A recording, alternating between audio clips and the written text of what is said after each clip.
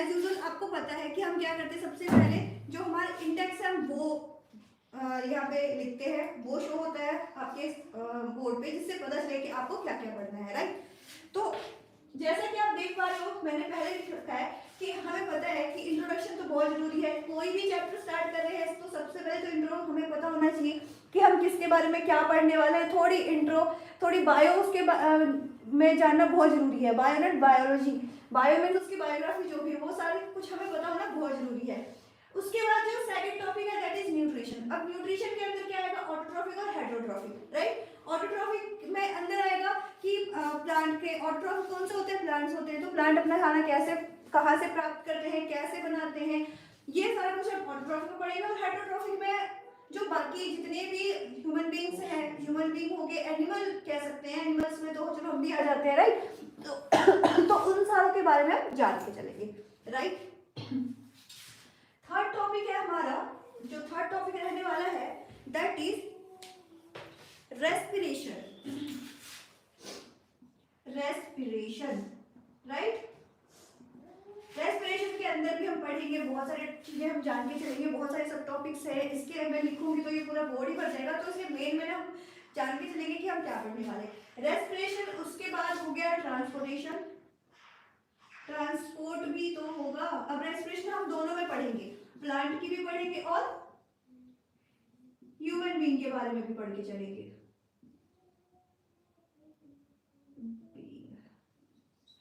Transportation, transportation same, plant के बारे में एंड ह्यूमन के बारे में, राइट। फिफ्थ हो गया हमारा रेस्पिरेशन, ट्रांसपोर्टेशन हो गया। उसके बाद आता है एक्सक्रीशन।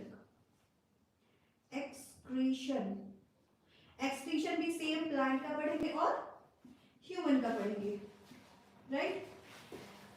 एक रह जाता है रिप्रोडक्शन, राइट। बट रिप्रोडक्शन जो चैप्टर है हमारा, वो पूरा एक चैप्टर ही है, वो कोई टॉपिक नहीं है, वो पूरा एक चैप्टर ही है, चैप्टर नंबर 7 जो हम आगे पढ़ के चलेंगे, राइट। वो जो 7th क्लास होगी वो हमारी रिप्रोडक्शन इन ह्यूमन बीइंग की ही होने वाली है, तो इसीलिए इसके बारे में हमें आज कुछ नहीं पढ़ना है। बस ये चीजें जो है इसके अंतर्गत आती है, लाइफ प्रोसेस के अंडर आती है ये सारी चीजें, तो इसलिए मैं आपको ये बता के चल रही हूँ। तो रिप्रोडक्शन तो पढ़ेंगे, बाकी के ये जो भी 1 2 3 4 5, ये जो 5 है, हम 5 टॉपिक्स क्या करने वाले हैं, डिस्कस करने वाले हैं आज की क्लास में। बहुत शॉर्ट में मैं आपको निमोनिक्स दूंगी, मैं आपको ट्रिक्स दूंगी, जिससे कि आपको इस चैप्टर को कैप्चर करने में अपने माइंड में बहुत हेल्प मिलेगी, राइट। तो स्टार्ट करते हैं हमारे पहले टॉपिक के साथ, दैट इज क्या, इंट्रोडक्शन, और क्या है ना। तो चलिए इंट्रोडक्शन पार्ट स्टार्ट करें। देखो इंट्रोडक्शन में सबसे पहले तो हमें पता होना चाहिए कि रेस्पिरेशन जो है, जो रेस्पिरेशन है, जो लाइफ प्रोसेस है, सॉरी नॉट रेस्पिरेशन, रेस्पिरेशन में तो भी बहुत दूर जाना है हमें, फिर जाके रेस्पिरेशन मिलेगा। सबसे पहले हमें पता होना चाहिए कि लाइफ प्रोसेस किस में होता है। जो लाइफ प्रोसेस है वो लिविंग बीइंग में होगा, राइट। अब लिविंग बीइंग की डेफिनेशन क्या होगी, लिविंग बीइंग की डेफिनेशन क्या होगी, हम कैसे जानेंगे कि लिविंग बीइंग की डेफिनेशन क्या होगी, कैसे पता होगा कि जो सामने जो सब्सटेंस है, जो एलिमेंट है, जो कुछ भी हमारे सामने है, जैसे कि अब ये है मार्कर है, तो ये लिविंग बीइंग है या नॉन लिविंग बीइंग है, मैं हूँ लिविंग बीइंग हूँ या नॉन लिविंग बीइंग हूँ। ये हमारे पास हेडफोन है, अब ये लिविंग बीइंग में आएगा, नॉन लिविंग बीइंग में आएगा, हमें कैसे पता चलेगा। तो ये टर्म कंडीशन होते हैं हमारे, जिसके तहत हमें पता चलता है कि ये लिविंग बीइंग है या नॉन लिविंग बीइंग है। अब ये टर्म कंडीशन क्या है, टर्म कंडीशन ज्यादा कुछ नहीं है, बस ये जो आपके बोर्ड पे आपको दिख रहा है, जो आपकी स्क्रीन पे आपको दिख रहा है, ये टर्म कंडीशन है, न्यूट्रिशन, रेस्पिरेशन। अब देखो न्यूट्रिशन, सबसे पहला क्या है, न्यूट्रिशन, राइट। तो न्यूट्रिशन, अब न्यूट्रिशन मतलब क्या, खाना पीना, राइट।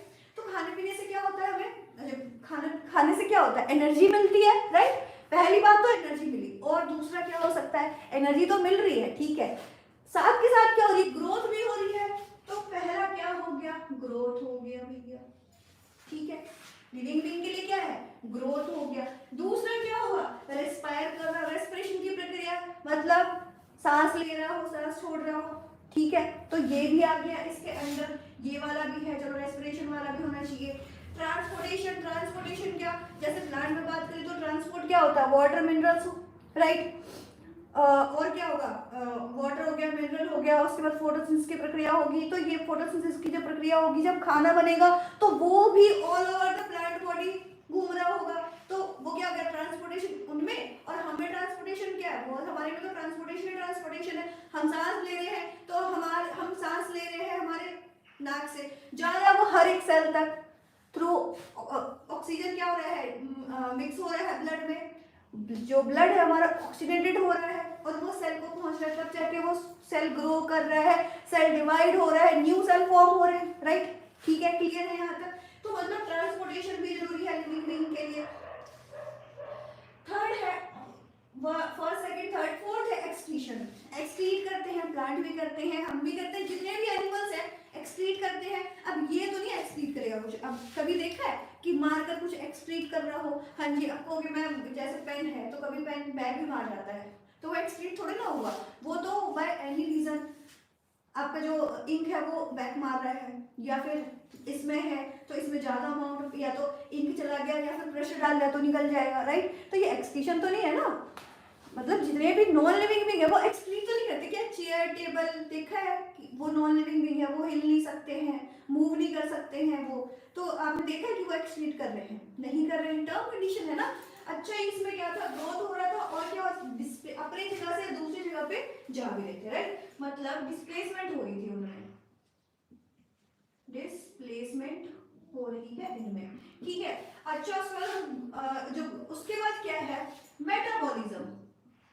मेटाबॉलिज्म, अच्छा एक और है हमारे पास, क्या, रिप्रोडक्शन। रिप्रोडक्शन में क्या होता है कि जो भी है वो क्या करते हैं, अपने यंगर वंस बनाते हैं, जो भी स्पीसीज है वो अपने जैसी जो younger once of spring generate करती है, राइट। तो वो रिप्रोडक्शन में होता है।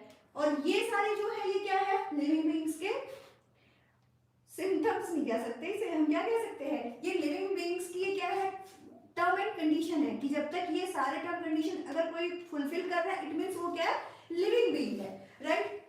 ठीक है, अब एक बात बताओ, अब ठीक है आप कहोगे मैम पेड़ तो यहाँ से वहां नहीं जा सकता, पेड़ तो अपनी जगह पे ही है, वो एक जगह से दूसरी जगह तो नहीं जा पा रहा है, तो क्या वो लिविंग बीइंग नहीं है वो सारे कर रहे हैं, वो जितने भी है वो सारों को फुलफिल कर रहा है। Growth, yes.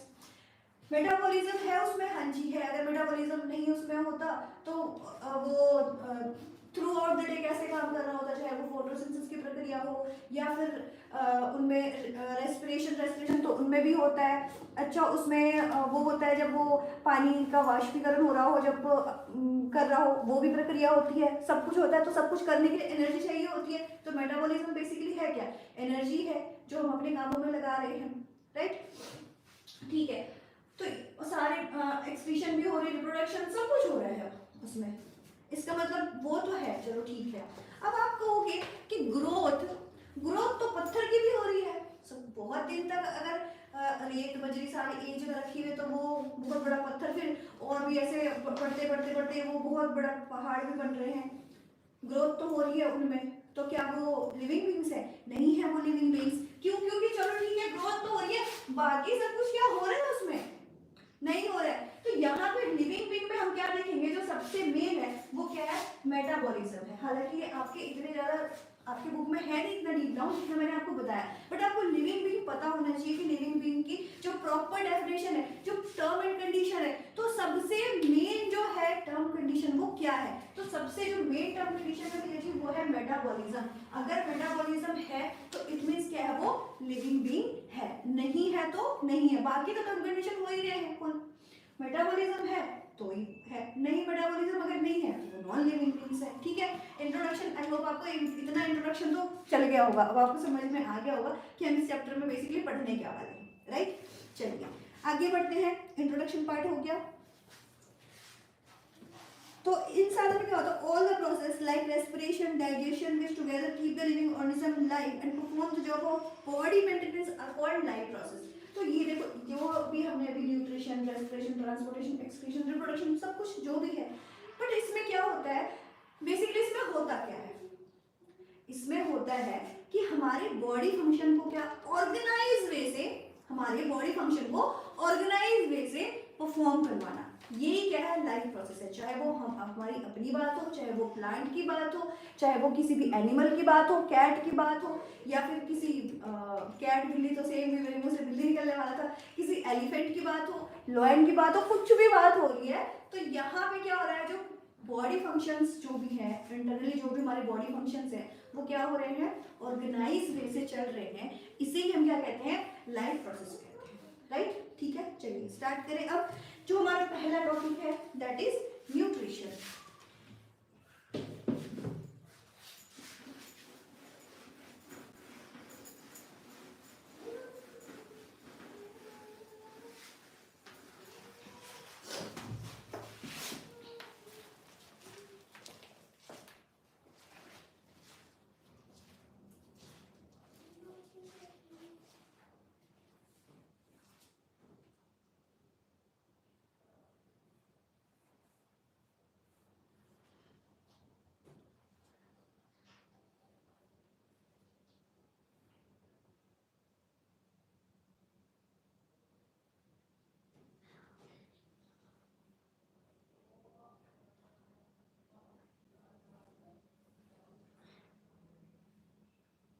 हाँ जी, जो न्यूट्रिशन कर रहे हैं वो बीच में थोड़ा ब्रेक लेना बहुत ज़रूरी होता है, क्योंकि बोलते बोलते थोड़ा सा गले में थोड़ी सी खराश आ जाती है ना, तो मैं इसलिए थोड़ा पॉज लेती हूँ बीच में। तो मोड ऑफ न्यूट्रिशन, सबसे पहले न्यूट्रिशन है, देन मोड ऑफ न्यूट्रिशन। सबसे पहले तो देखो न्यूट्रिशन जरूरी क्यों है, न्यूट्रिशन है क्या, जरूरी तो बाद में, सबसे पहले तो न्यूट्रिशन है क्या। न्यूट्रिशन क्या है, इन हिंदी हम इसे क्या कहेंगे, पोषण, राइट। मतलब अगर न्यूट्रिशन ना मिली बॉडी को तो बॉडी ग्रोथ कैसे हो करेगी। कुछ भी है, अगर खाना नहीं खाया तो पहले तो एक दिन सर्वाइव नहीं कर सकते हैं अच्छे से इन द सेंस कि अगर मम्मी ने खाना नहीं दिया ना, गुस्से में खाना नहीं खाया, या मम्मी ने पढ़ नहीं रहे आप और मम्मी ने कहा चलो जब तक ये काम नहीं होता ना, जब तक ये पूरा चैप्टर, ये पूरी बुक जब तक खत्म नहीं हो रही ना, खाना नहीं मिल रहा है तुम्हें, बोर्ड के पेपर्स आ रहे हैं और तुम्हें फोन की दिख रही है, फोन सूझ रहा है तुम्हें कि तुम्हें फोन देखना है, तुम्हें रील्स चेकआउट करने हैं, तुम्हें रील्स बनाने हैं, ठीक है, तो तुम्हें जब तब तक खाना नहीं मिलता जब तक तुम ये साइंस ना पढ़ लो या मैथ्स के 4 चैप्टर ना कर लो, ठीक है। तो हमें खाना नहीं मिलता, अब भूख तो लग रही है, अब खाना जा नहीं रहा है पेट में, तो क्या होता है, 1 घंटे 2 घंटे अगर बहुत तेज भूख लग रही है तो अगले आधे घंटे के बाद ना चक्कर आने स्टार्ट हो जाते हैं, सिर घूमना स्टार्ट हो जाता है, मम्मी खाना दे दो, पहले खाना खा लो, उसके बाद मैं पक्का पढ़ूंगा या पक्का पढ़ूंगी, राइट। ये होता है, मतलब खाना खाने से क्या, और जैसे खाना खा लो साथ ही एनर्जी आ जाती है, फिर हमारा मेटाबॉलिज्म बहुत हाई हो जाता है और फिर हम अपना काम करना स्टार्ट कर देते हैं, राइट। तो न्यूट्रिशन से क्या होता है, सबसे पहले तो एनर्जी आती है, एक पर्टिकुलर टाइम के लिए क्या हुआ, एनर्जी मिल रही है, बट उसके बाद का जो प्रोसेस देखिए तो वहां पे क्या होती है, जो न्यूट्रिशन उस टाइम तो हमारे माइंड पे काम कर रही होती, खाना खाया साथ ही काम करने की जो हमारी क्षमता है, ग्लूकोज मिल गया तो काम करेंगे अब, बट उसके धीरे धीरे जो प्रोसेस होता है, जब ये जो भी हमने खाया है, जो भी मिनरल्स हैं, जो भी विटामिन हैं, जो प्रोटीन है, कैल्शियम है, वो क्या होता है, हमारे सेल टू सेल पहुंच के और उसे क्या करती है, उसे ग्रोथ कराती है, फिर सेल क्या होता है, डिवाइड होता है, फिर न्यू सेल फॉर्म होते हैं, इस तरह से। क्योंकि जब देखो आप ऐसा तो है नहीं कि आपने किसी छोटे बेबी को नहीं देखा होगा, जब किसी छोटे बेबी को देखते हैं तो बिल्कुल छोटा सा होता है वो, बिल्कुल इतना सा, राइट, फिर धीरे करके वो बड़ा होता है, फिर से थोड़ा बड़ा बड़ा बड़ा बड़ा बड़ा, फिर आप जैसे हम जैसे, राइट। तो ये कैसे हो रहा है, यहाँ पे क्या हो रहा है, न्यूट्रिशन मिल रहा है और जो हर एक सेल है वो डिवाइड कर रहा है, ग्रो कर रहा है, मैच्योर हो रहा है, हाइट बढ़ रही है, फैट बढ़ रहा है, सब कुछ बढ़ रहा है। तो मतलब अगर खाना ना मिले प्रॉपर, अगर न्यूट्रिशन ना मिले, तो चाहे वो प्लांट हो या फिर वो एनिमल हो या फिर ह्यूमन बीइंग हो, वो क्या करेंगे, वो जो बाकी जितनी भी हमने सबसे पहला जो स्टेप है वो है न्यूट्रिशन, वहीं से उसके बाद फिर आगे सारी चीजें स्टार्ट होती है। क्योंकि अगर हमने खाना नहीं खाया, अगर हमारी बॉडी को न्यूट्रिशन नहीं मिल रहा है, तो क्या तो एक्सक्रीट होगा, चलो respiration that is a different matter, कि सांस नहीं लेंगे तो मतलब सांस जब तक नहीं आ रही तब तक खाना भी खा के क्या करेंगे, मतलब फिर तो खाना कैसे खाएंगे, सांस अगर आनी बंद तो मतलब भैया हो गए आपके दिन पूरे, राइट, यही होता है। तो वो एक डिफरेंट मैटर है, बट अगर न्यूट्रिशन ना मिला, तो रेस्पिरेशन में भी बहुत सारी डीप डाउन चीजें हैं जो हमारे खाने से ही कहीं ना कहीं कनेक्टेड है, राइट। बट वो सारी चीज़ें इस क्लास में डिस्कस नहीं होंगी, इतना डीप नहीं है अभी आपका। जो रेलिवेंट चीज़ें हैं वो जरूर डिस्कस करी जाएंगी। बट हम थे न्यूट्रिशन पे, राइट, कि अगर न्यूट्रिशन, अगर हमें खाना ना मिला तो फिर आगे की जो भी है ट्रांसपोर्टेशन, ट्रांसपोर्ट क्या होगा भैया? जब शरीर में खून ही नहीं बन रहा है, आपके शरीर में जब कुछ बन ही नहीं रहा है, मिनरल्स विटामिन कुछ है ही नहीं, फिर ट्रांसपोर्ट क्या करोगे आप, राइट? ना ट्रांसपोर्टेशन होगा, और जब खाया नहीं तो एक्सक्रीशन क्या होने वाला है? मतलब आप पानी नहीं पी रहे, आप खाना नहीं खा रहे, तो आपको मतलब ना तो आप वॉशरूम जाओगे, ना आपको शुशु ना पोटी कुछ नहीं आने वाली है, राइट? एक्सक्रीशन तो यही है।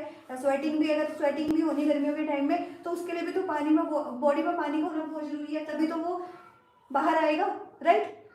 सॉल्ट होगा तभी तो पानी के साथ सॉल्ट मिक्स होके थ्रू यूरिन या फिर थ्रू स्वेटिंग वो बाहर आने वाला है, राइट? तो न्यूट्रिशन तो मतलब कहते हैं ना कि सबसे जो टॉप का है, मतलब जो मेन है, वहीं से फिर जाके सारी जो चीजें हैं वो स्टार्ट होती हैं, राइट? वहीं से सारी चीजें स्टार्ट होती है। तो न्यूट्रिशन देखो, अब ये न्यूट्रिशन में हमारे लिए हमने क्या पढ़ना है? न्यूट्रिशन दो टाइप्स के पढ़ने हैं। तो फर्स्ट वन ऑटोट्रॉफ।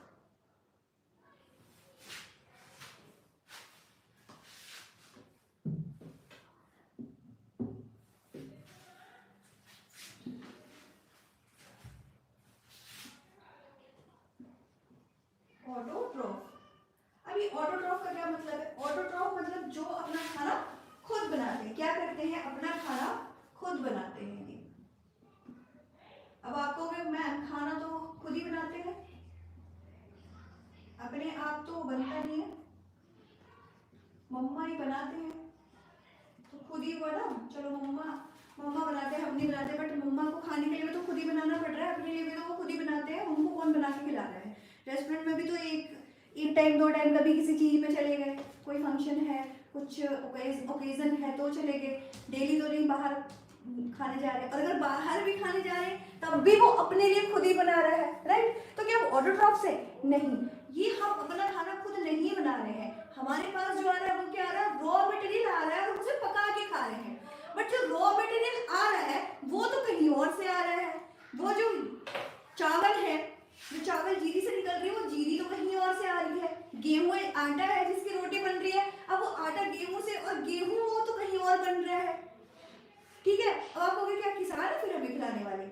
वो तो है, देखो वो तो किसान है जो कि फार्मिंग कर रहे हैं, बट जो पेड़ पौधे हैं जहाँ पे लग रही है जो चीजें, जहाँ पे जनरेट हो रही है, जो पावर हाउस है, वो क्या है? वो तो प्लांट है ना, वहां पे लग रही है ना, गेहूं वहां पे लग रहा है, चावल की खेती वहां हो रही है, जीरी वहां लग रही है, राइट? तो वो जो है, जो अपना खाना खुद बना रहे हैं, वो कौन से हुए? Plant, they are autotrophs. और हम किसके अंतर्गत आएंगे? हम हेटरोट्रॉफ है, हम अपना खाना खुद नहीं बना रहे हैं, हेटरोट्रॉफ।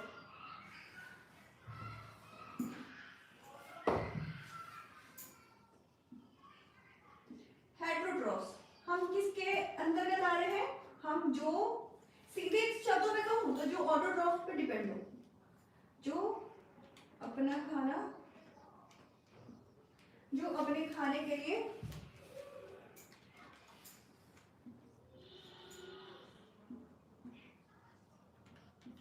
दूसरों पर निर्भर हो, दूसरों पर डिपेंड हो। ये इंग्लिश टाइप वाली याद रखोगे ना तो आपके दिमाग में चीजें रहेगी, तो इसलिए बाय डेफिनेशन मैं आपको बता सकती हूँ कि इसकी डेफिनेशन क्या बनेगी, बट आपको याद रखने के लिए तो यही रखना पड़ेगा। तो ऑटोट्रॉफ न्यूट्रिशन में क्या कह सकते हैं? It is a kind of nutrition in which inorganic materials like CO2 water etcetera utilized to prepare. ये तो ऑटोट्रॉफिक का न्यूट्रिशन का है, हम ऑटोट्रॉफिक ही पढ़ रहे हैं। तो इसमें क्या, मैंने आपको क्या बताया कि जो ऑटोट्रॉफ्स में अपना खाना वो खुद बना रहे हैं, और इसके लिए मैंने आपको समझा दिया कि प्लांट, और वो प्लांट कैसे है, क्योंकि वो उनका खाना कोई नहीं बनाता है, वो खुद अपना खाना बनाते हैं बाय फोटोसिंथेसिस। और क्या क्या चाहिए होता है उन्हें फोटोसिंथेसिस की प्रक्रिया के लिए? क्या चाहिए होता है बताओ? वाटर चाहिए होता है, राइट? CO2 चाहिए होता है, और क्या चाहिए होता है? मिनरल्स चाहिए होता है उन्हें, और क्या चाहिए होता है?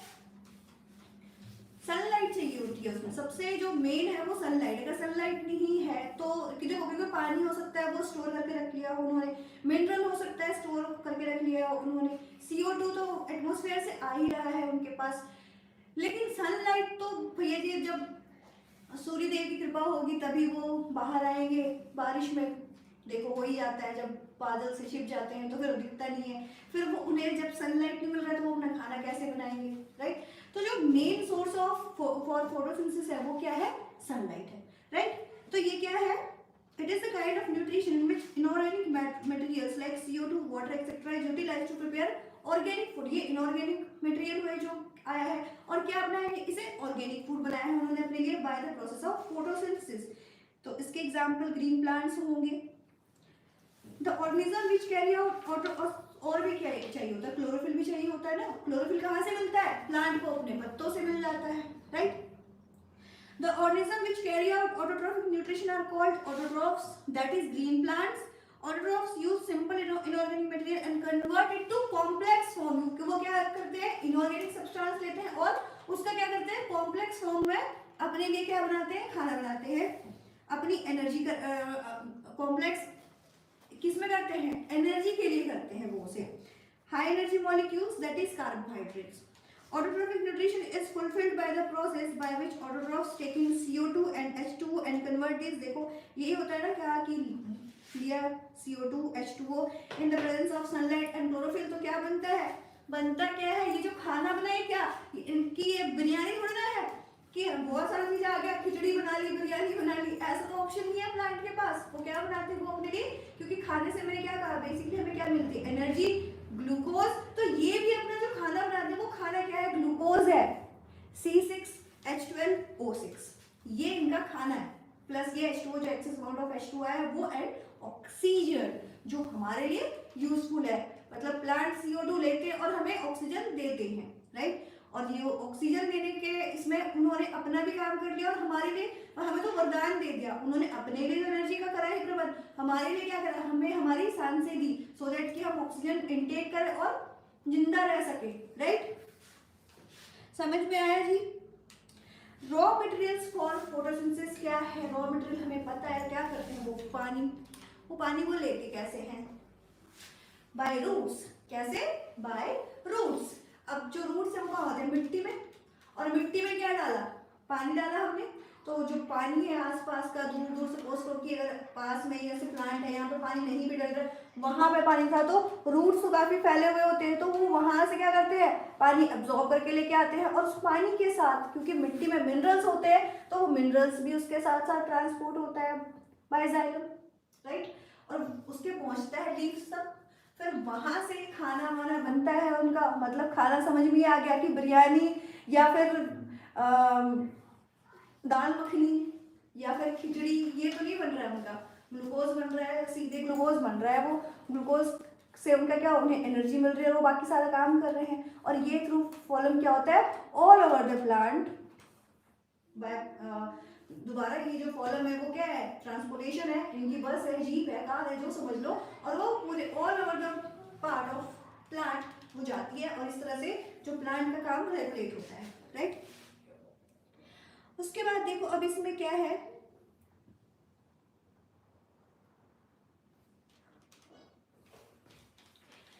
साइट ऑफ फोटोसिंथेसिस, देखो हमें पता है कि कहाँ पे होता है, some cells contain green pigments which are cell organelles called chloroplast which contain chlorophyll.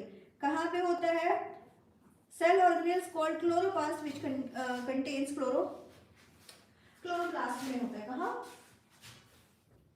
ये मैं कर देती हूँ, हेटेरोट्रॉपिक, अभी ऑटोट्रॉपिक में भी हम क्या पढ़ रहे हैं, स्पॉट पॉइंट फॉर फोटोसिंथेसिस, ये कह सकते हैं हम, जहाँ पे ये प्रक्रिया कहाँ पे हो रही है, स्पॉट पॉइंट फॉर फोटोसिंथेसिस। पहले तो हमें पता है कि सबसे पहले तो फोटोसिंथेसिस के लिए चाहिए क्या क्या, नीड, क्या क्या चाहिए, सनलाइट, राइट, क्लोरोफिल, और ये क्लोरोफिल आ कहाँ से रही है, सनलाइट से मिल रही है, ठीक है, सनलाइट से मिल रही है क्लोरोफिल हमें। नेक्स्ट क्या है, वाटर, मिनरल एंड CO2, ये चीजें चाहिए होती है। क्लोरोफिल कहाँ से मिल गया, सनलाइट से मिल गया, वाटर सनलाइट से भी मिल गया, और ग्रीन पिगमेंट्स होते हैं लीफ में, कहाँ होते हैं, लीफ में क्लोरोफिल पाया जाता है। और ये कहाँ पाया जाता है? ये पाया जाता है सेल ऑर्गेनिज कॉल्ड क्लोरोप्लास्ट में, लीफ में क्लोरोप्लास्ट। यहाँ से इसमें क्या होता है? ग्रीन पिगमेंट होता है। क्या होता है? Green pigment. और इस ग्रीन पिगमेंट की वजह से इसे क्लोरो, क्योंकि जो क्लोरो है इसका मतलब ही क्या है? ये क्लोरोप्लास्ट है ना, क्लोरोफिल, यहाँ इस वाले क्लोरो से लेते हैं, ये है ग्रीन। ठीक है, तो इस जो पिगमेंट है ना क्लोरो, इसका मतलब क्या है? ग्रीन। तो ग्रीन स्पॉट जो उसे हम क्या कहते हैं? क्लोरोप्लास्ट कहते हैं। और यहीं पे हमारा क्लोरोफिल पाया जाता है। और यहीं पे जो काम है, ये जो फोटोसिंथेसिस वाली प्रक्रिया जो है वो यहीं पे होती है। स्टोमाटा देखो, अब हमें पता होना चाहिए स्टोमाटा क्या है, क्योंकि जो इनकी रिडक्शन है, reduction of CO2 to carbohydrates, absorption of light energy by chlorophyll, conversion of light energy into chemical energy plus splitting of water into hydrogen and oxygen. तो ये जो आपका वाटर जो हुआ था, जो इसकी जो respiration that is in are case, and transpiration, the word is transpiration, जिसमें क्या हो रहा था? जो पानी, एक्सेस अमाउंट ऑफ जो वाटर होती है प्लांट की, नॉट हमारी, वो क्या होती है कि जैसे कि हमारे में चलो स्वेटिंग होगी या फिर बाय यूरिनेशन हमारा जो एक्सेस अमाउंट ऑफ वाटर है वो निकल जाता है। बट प्लांट्स में क्या होता है? Plants how they will excrete, तो उनमें क्या होता है? जो स्टोमाटा है जो लीव्स में होता है, क्या होता है? लीव्स में, जैसे कि एक्सेस अमाउंट ऑफ वाटर कैसे, अभी जब हम खाना बना, प्लांट ने अपना खाना बनाया तो क्या बनाया था? हुआ क्या था? Basically CO2 plus H2O in the presence of sunlight and chlorophyll. Yes, chlorophyll. हुआ क्या था? C6H12O6 plus oxygen and CO2, ये हो रहा था रिलीज। अब इसे बैलेंस कर लेना कि बैलेंस कैसे होना है। 6CO2 6 हो, रेस्ट देख लो कि इसे बैलेंस कैसे करना है। 6CO प्लस 12H2O, यहाँ पे 6, यहाँ पे 6, यहाँ पे लगा दो 12, यहाँ पे लगा दो 6, यहाँ पे लगा दो 6। अब आप चेक कर लो, इक्वेशन बैलेंस है हमारा। तो अब इसमें क्या हुआ था कि ये तो चलो ग्लूकोज है, ये क्या है? ये तो ये याद कर लो, C6H12O6 क्या है? ये ग्लूकोज, क्योंकि ये ग्लूकोज ह्यूमन बीइंग पढ़ेंगे ना, वहां पर भी काम आने वाला है। तो ये ग्लूकोज प्लस ऑक्सीजन प्लस 6, ये CO2 H2O, ठीक है। तो ये जो H2O था, एक्सेस अमाउंट ऑफ जो H2O निकला, तो अब इसका क्या करेंगे? ये प्लांट बॉडी के अंदर तो नहीं रख सकते ना, क्योंकि हर बार बन रहा है। अब ये तो यूज हो गया, अब इसमें तो कोई मिनरल है नहीं, तो अब इसे रिलीज भी तो कराना होगा। तो इसे कैसे रिलीज कराएंगे? स्टोमाटा के थ्रू। ठीक है, अब हो गया स्टोमाटा क्या है? स्टोमाटा क्या है? जैसे हमारी बॉडी में जैसे टिनी पोर्स है ना, जहाँ से स्वेटिंग होती है, वो पोर्स होते हैं ना, वैसे प्लांट बॉडी पर भी होते हैं। अब इसके लिए क्या है? काफी डीप डाउन अंदर जाके चलना पड़ेगा। तो चलो, क्या स्टोमाटा और टिनी pores present on the surface of the leaves, कहाँ होता है? जैसे हमारे सरफेस पे है वैसे उनके सरफेस पर भी है। तो इसका जो बीम लाइक स्ट्रक्चर होता है, आपकी बुक में होगा, आप देखो, बीम लाइक स्ट्रक्चर है उसमें। फंक्शन आपको इतना अभी पढ़ने की जरूरत नहीं है कि वो कैसे कर रहे हैं। गार्ड सेल्स हैं, बस गार्ड सेल्स जो होते हैं बेसिकली, देखो होता क्या है, मैं आपको बता देती हूँ कि stomatal pore, chloroplast, stomatal pore, और क्या होता है? Guard cells. तो जैसे ही ज्यादा अमाउंट ऑफ वाटर आता है तो गार्ड सेल क्या होता है? वो स्वेल हो जाते हैं, स्वेल आउट, वो इस ऐसे होते हैं बंद। तो जैसे एक्सेस अमाउंट ऑफ वाटर होता है तो वो धीरे धीरे स्वेल होते हैं, तो स्वेल होते होते क्या हो जाते हैं? बिल्कुल ऐसे। फिर जब जैसे ऐसे होते हैं तो एक्सेस अमाउंट ऑफ वाटर निकल जाता है, और फिर से वो क्या हो जाते हैं? पिचक जाते हैं। पानी निकल जाए तो कैसा हो जाता है? बिल्कुल फ्लैट सरफेस, तो फ्लैट सरफेस होके फिर दोबारा बंद हो जाते हैं। ये है इनकी प्रक्रिया।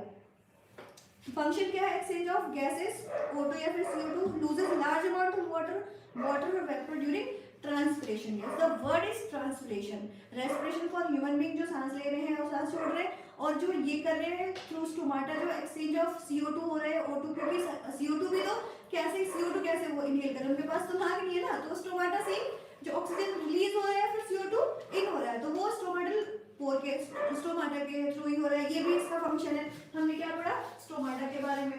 तो स्टोमाटा का फंक्शन क्या है? स्टोमाटा का फंक्शन क्या है? पहला तो क्या हो रहा है? पहला क्या कर रहा है? एक्सचेंज ऑफ गैसेस कर रहे हैं। अब इसमें कौन से गैसेस होंगे, CO2 और CO2 एंड O2, राइट। और दूसरा क्या है, दूसरा क्या है इसका काम, दूसरा है loses large amount of water, loses large amount of excess water. वो एक्सेस वाटर है, वो उसके अब कोई काम का नहीं रहा, ठीक है, तो निकल गया। और इस प्रक्रिया को क्या कहते हैं, ट्रांसपिरेशन कहते हैं। क्या कहते हैं, ट्रांसपिरेशन। में वो ये वर्ड को याद करने की कोशिश करी थी कि the word was what, transpiration, respiration, तो वर्ड इज ट्रांसपिरेशन। क्या हो रहा है, ट्रांसपिरेशन कर रहे हैं वो। यहाँ पे आके हमारा ऑटोट्रॉफिक न्यूट्रिशन खत्म होता है। अब हम अगले टॉपिक की तरफ मूव कर रहे हैं, दैट इज हेटेरोट्रॉफिक न्यूट्रिशन।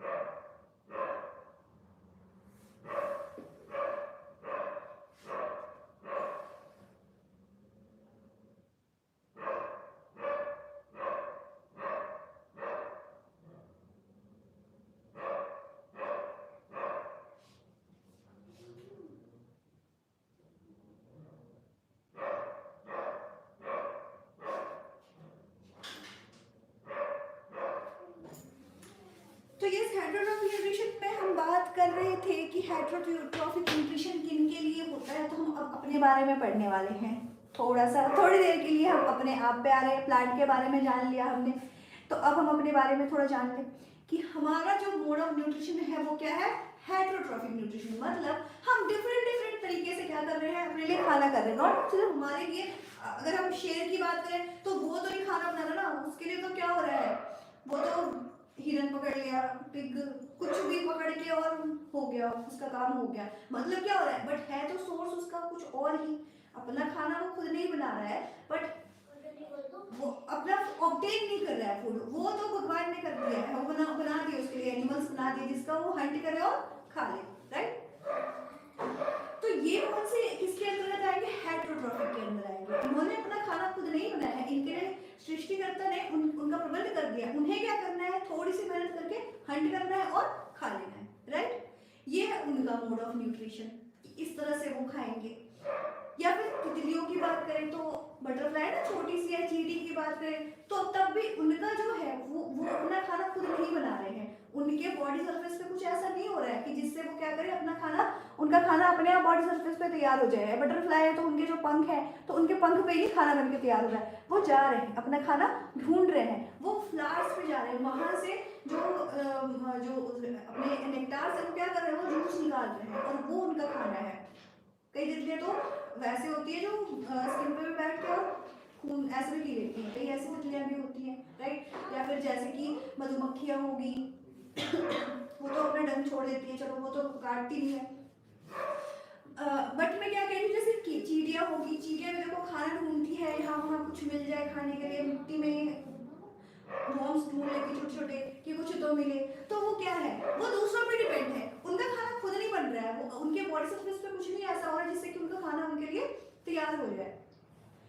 वो कहीं ना कहीं दूसरों पे, कहीं ना कहीं क्या, वो दूसरों पे डिपेंड है। तो ऐसे न्यूट्रिशन को हम क्या कहेंगे, हेटेरोट्रॉफिक न्यूट्रिशन। क्या कहेंगे, हेटेरोट्रॉफिक न्यूट्रिशन। मतलब जो अपने खाने के लिए दूसरों पर निर्भर हो, वैसे ऑर्गेनिज्म जो अपने खाने के लिए दूसरों पर निर्भर हो, उसे हम क्या कहेंगे, हेटेरोट्रॉफिक न्यूट्रिशन, ठीक है। अब इसमें kind of nutrition in which organism do not possess the ability to synthesize their own food, अपना खाना जो खुद सिंथेसाइज नहीं कर सकते, दे डिपेंड ऑन ऑटोट्रॉफ्स, सीधे सीधे वो ऑटोट्रॉफ्स पे डिपेंड कर रहे हैं। जैसे कि देखो, अब शेर की बात होगी, अब बहुत सारे ऐसे हैं जो कि हंट करके जो एनिमल्स नहीं खाते, तो उनके लिए कहाँ पे डिपेंड है। जैसे कि अगर मैं बात करूं, गाय की बात करूं, तो अब क्या करती है, अब जो गाय माता है उन्हें, चलो हम वो तो हमारे लिए श्रद्धा है कि हम घर में खाना बना रहे तो जो पहली रोटी हम गाय को देंगे, बट क्या वो उनका एक्चुअल फूड है? नहीं है। वो उनका एक्चुअल फूड क्या है? वो देखो वो घास चरते हैं। आपने देखा होगा कि जो बहुत बड़े लेवल पे, बहुत अमाउंट में जो गाय पाल रहे हैं, जो हमारे दूध वाले भैया होते हैं, दूध वाले अंकल होते हैं, वो उन्होंने बहुत सारी गाय पाल रखी होती है, तो उनके लिए वो स्पेशल चारा या तो लेके आते हैं या फिर उन्हें लेके जाते हैं खेतों में, सो दैट कि वो घास चर सके। तो उनका जो खाना है वो क्या है? घास है। और ये घास क्या है? हर्ब श्रब्स पड़ा है कि ये सारे किसके अंतर्गत आते हैं? प्लांट के अंतर्गत ही आते हैं। तो अब प्लांट ने अपना खाना खुद बनाया था, दे आर ऑटोट्रॉफ्स। हेटरोट्रॉफ्स होगी काउ, वो आई और वो उन्होंने उसे खाया, वो उनका एक्चुअल फूड है। तो यहाँ पे हमें क्या पता चला कि वैसे हेटरोट्रॉफ जो ऑटोट्रॉफ्स पे किस पे हो? डिपेंड हो। हम भी है भैया, हम भी ऑटोट्रॉफ पर ही डिपेंड है, राइट? हम कौन सा अपना खाना खुद बना रहे हैं? हम भी तो जा रहे हैं, हम फसलें उगा रहे हैं, तो फसल अगर सपोज करो कि नहीं वो सिंथेसाइज ही ना करते फूड, वो फोटोसिंथेसिस की प्रक्रिया ही ना करते, तो क्या वहाँ पे हमारे जो जीरी है, मक्का है, दालें हैं, सब्जियां हैं, क्या वो या फ्रूट्स हो गए, अगर वो होते ही ना, फोटोसिंथेसिस की प्रक्रिया ही ना होती, वो अपना खाना बनाते ही ना, तो क्या हमें ये चीजें मिलती? नहीं मिलती ना। तो हम क्या है? ऑटोट्रॉफ्स पे डिपेंड है, राइट? तो वही डेफिनेशन में है कि डायरेक्टली या फिर इनडायरेक्टली, या तो डायरेक्टली हो या फिर इनडायरेक्टली हो। और अगर शेर की भी बात करें तो चलो ठीक है भाई, एक हिरन है ना, मैंने ये बात करी थी आपसे, बट आप ये देखो कि वो जो हिरन है वो क्या खा रही है? उसने तो हंट कर लिया, शेर ने उसे खा लिया, बट जो हिरन है वो क्या खा रही है? घास खा रही है। बकरी पकड़ ली शेर ने, बकरी क्या खा रही है? शेर खा रही है, सॉरी घास खा रही है। तो अब ये जो है बेसिकली अगर देखे तो जो शेर है उसने क्या खाया? बकरी। और बकरी ने क्या खाया था? घास खाया था, प्लांट खाए थे उसने। तो कहाँ घुमा के देखेंगे तो इनडायरेक्टली कहाँ चला गया? कैसे चला गया? समझ में आ रहा कि वो भी तो उसके वजह से सरवाइव करती, अदरवाइज तो पहली मर गई होती, और वो पहली मर गई होती तो शेर खा क्या रहा होता, राइट? समझ में आया? होल जो न्यूट्रिशन होते हैं, animals take in solid food and break down inside the body, जैसे अमीबा हो गए, एनिमल्स हो गए। सैप्रोफाइटिक न्यूट्रिशन क्या हो गया? Organism feed on dead decaying matter. अब इसमें क्या है? न्यूट्रिशन में हमने जैसे होलोजोइक न्यूट्रिशन है, इसके ये समझ में आ गया आपके। अब इसके अंदर की है होलोजोइक न्यूट्रिशन, दूसरा है सैप्रोफाइटिक,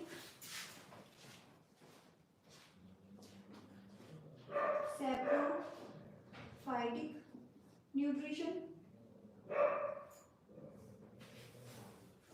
थर्ड है हमारा पैरासाइटिक न्यूट्रिशन। अब ये पैरासाइटिक क्या है? ये दोनों तो हमने कर लिया डिस्कस।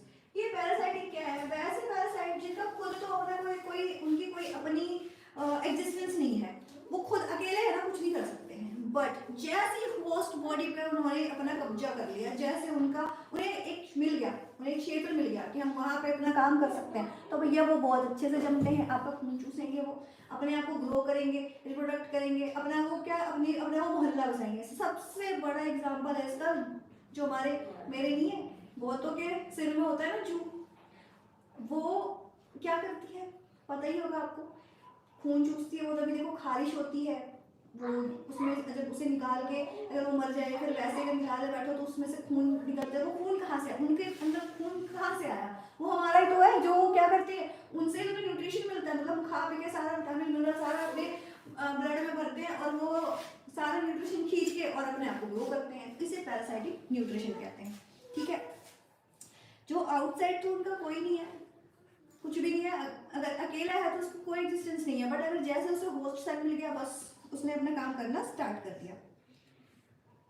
सैप्रोफाइटिक में होते हैं organism feed on dead decaying matter, जो क्या करते हैं जैसे कि जैसे डेड प्लांट्स हो गए, डेड एनिमल्स हो गए, तो उसमें देखना काफ़ी दिनों बाद, या फिर आपने कुछ आपके घर में अगर कुछ ऐसा खाना ही है, जैसे कि आपने गलती से आप भूल गए आटा गूंदा हुआ है, ये सब्जी है, गलती से किसी चीज़ में वो रखा रह गया, आपके दिमाग में नहीं था, और उसमें ह्यूमिडिटी गर्मी सब कुछ अगर उसमें उसे मिल गई, तो उसके अंदर देखना अजीब से स्मेल वाला हो गया, तो थोड़ा थोड़ा ना आपको आसपास में थोड़ा थोड़ा वाली, वो दिखनी आपको स्टार्ट हो जाएगी। तो वो क्या करते हैं, वो डेड एंड डिकेइंग जो चीज़ें होती है ना, उसे खा के वो क्या करते हैं, वो मतलब अपना न्यूट्रिशन लेते हैं। चाहे बाहर जाओगे जैसे जंगलों में या फिर कहीं पर भी, जो एनिमल्स प्लांट्स जो मरे हुए होते हैं उसके आसपास देखना, वो छोटी छोटी सी मक्खियाँ भी मिला रही होती है, तो वो क्या करते हैं, डेड मैटर खाते हैं, उससे ही हो गया, उसमें से पनप भी वो, उसमें से उसने ग्रोथ किया और वहीं पर वो रिप्रोडक्ट करके अपना मोहल्ला बसा लेती हैं वो, right. Holozoic in nutrition, animals take in solid food and break down inside the body. तो अमीबा और एनिमल्स हम कौन से हैं, हम होलोजोइक न्यूट्रिशन के अंतर्गत आते हैं। तो अब हम how organism obtain their food करेंगे। अब इसमें देखो ऑर्गेनिज्म, सबसे पहले तो हमें पता होना चाहिए कि जो ऑर्गेनिज्म है वो कितने प्रकार के होते हैं, टाइप्स ऑफ ऑर्गेनिज्म। तो ऑर्गेनिज्म जो है भैया वो होते हैं दो प्रकार के। पहला हो गया सिंगल सेल वाला, जिसे हम यूनिसेलुलर भी कहते हैं, यूनिसेलुलर, और दूसरा है मल्टी सेलुलर। तो इसमें तो हम एनिमल्स भी होंगे, प्लांट्स भी होंगे, ह्यूमन बीइंग्स भी होंगे, ह्यूमन बीइंग्स भी होंगे। सिंगल सेल यूनिसेलुलर में सबसे अच्छा एग्जांपल दिमाग में आता है अमीबा, ठीक है, क्या अमीबा। तो इसका क्या है, फूड कैसे करते हैं, मैंने कहा ही था वो क्या करते हैं, उनके बॉडी सरफेस पे होता है। जैसे कि food is taken up through entire surface, जैसे अमीबा हो गया, पैरामीशियम हो गया। देखो आपके बुक में पूरा चार्ट गिवन है कि फूड जैसे ही अमीबा है, ये हो गया अमीबा, है ना। अमीबा की तो कुछ भी शेप हो जाती है, ये होता है इसका न्यूक्लियस हो गया, राइट, कुछ भी मतलब इस तरह से भी हम बना सकते हैं। ये हो गया इसका न्यूक्लियस, फूड पार्टिकल गए इसके अंदर, ये है फूड पार्टिकल। उसके बाद स्यूडोपोडिया, ये क्या है, फूड वैक्यूल, न्यूट्रिशन अमीबा। मतलब अब यहाँ से क्या हुआ, अब यहाँ से अब थोड़ा खाना मिल गया था तो कुछ इस तरह का बन गया। अब ये जो है ये क्या है, ये तो रहने दो खाना, और ये न्यूक्लियस रहने दो। अब ये जो है ये क्या हो गया, फूड वैक्यूल। जैसे जैसे खाना आता गया, ये सारा इसके बॉडी सरफेस पे ही हो रहा है। ये जो ये क्या है इसका, ये पूरा क्या है, अमीबा है, ये इसका बॉडी सरफेस है, इसमें खाना है इसका, राइट। तो अब ये हम रिप्रोडक्शन नहीं पढ़ रहे ना, खाना ही पढ़ रहे हैं, तो इसमें फूड वैक्यूल है। ये फूड वैक्यूल, इस फूड वैक्यूल से जो एक्सक्रीशन है वो भी इसका होता है, अंदर भी यही से होता है, बाहर भी यही से होता है। ये आगे एक्सक्रीशन वाले जब टॉपिक आएगा तो हम वहाँ पे पढ़ के चलेंगे। Process of intake of food क्या है, pseudopodia, extension of cell membrane, capture food, take in, food vacuole से डाइजेशन हो गया, और फिर अनडाइजेस्टेड फूड या फिर जो भी एक्सक्रीशन है वो move to surface of cell and is thrown out, ठीक है। ये है process of food intake by amoeba. Paramecium का भी ऐसे ही है, take in food at a specific point, जैसे स्यूडोपोडिया है। अमीबा तो अगर हम फूड स्पॉट बोले कि जो खाना है वो कहाँ पे हो रहा है, इसका फूड स्पॉट क्या है, कहाँ से खाना, जहाँ से जैसे हमारा मुंह है, हम यहाँ से खाते हैं, राइट, अच्छा लगा तो यहाँ से उल्टी करते हैं, राइट। तो हमारा फूड स्पॉट क्या है, मुंह है, यहीं से हमारा सारा कुछ करते हैं, जहाँ जीभ की हेल्प से हम खाते हैं। इसका फूड स्पॉट क्या है, अमीबा का फूड वैक्यूल, क्या फूड वैक्यूल, यहीं से क्या करता है ये खाना, इसका जो खाना ये जो भी इसका है वो इंटर भी होता है, और जो अनडाइजेस्टेड फूड जो है वो फूड वैक्यूल से बाहर में बाहर भी आता है, एक्सक्रीशन भी यहीं से होता है, ठीक है। चलो, तो अभी आई होप आपको ये समझ आ गया हो। अब हम न्यूट्रिशन इन ह्यूमन बीइंग के बारे में पढ़ेंगे। ह्यूमन डाइजेस्टिव सिस्टम जो स्टार्ट कहाँ से होता है, हमारे माउथ से, from the mouth to the anus, various region are specialized to perform different function. और उस बीच में हमारे माउथ से स्टार्ट होकर एनस पे खत्म होता है, और उस बीच में ही बहुत सारे कॉम्प्लेक्स फॉर्म्स हैं जिसके बारे में हम पढ़ के चलेंगे। पहला है माउथ, जहाँ से इनटेक ऑफ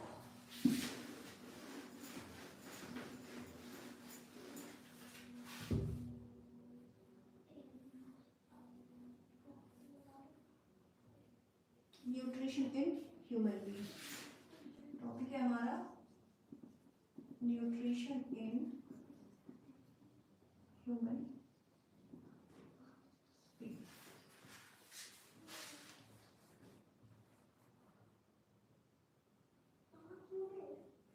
तो सबसे पहला क्या है,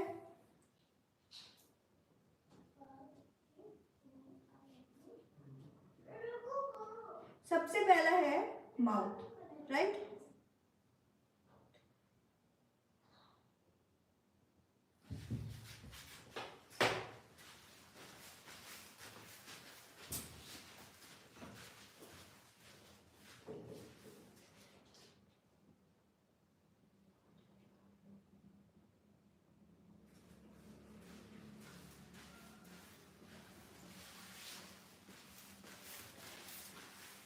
हाँ जी, क्या है? थोड़ा बड़ा लिखूं, ज्यादा ही छोटा हो गया।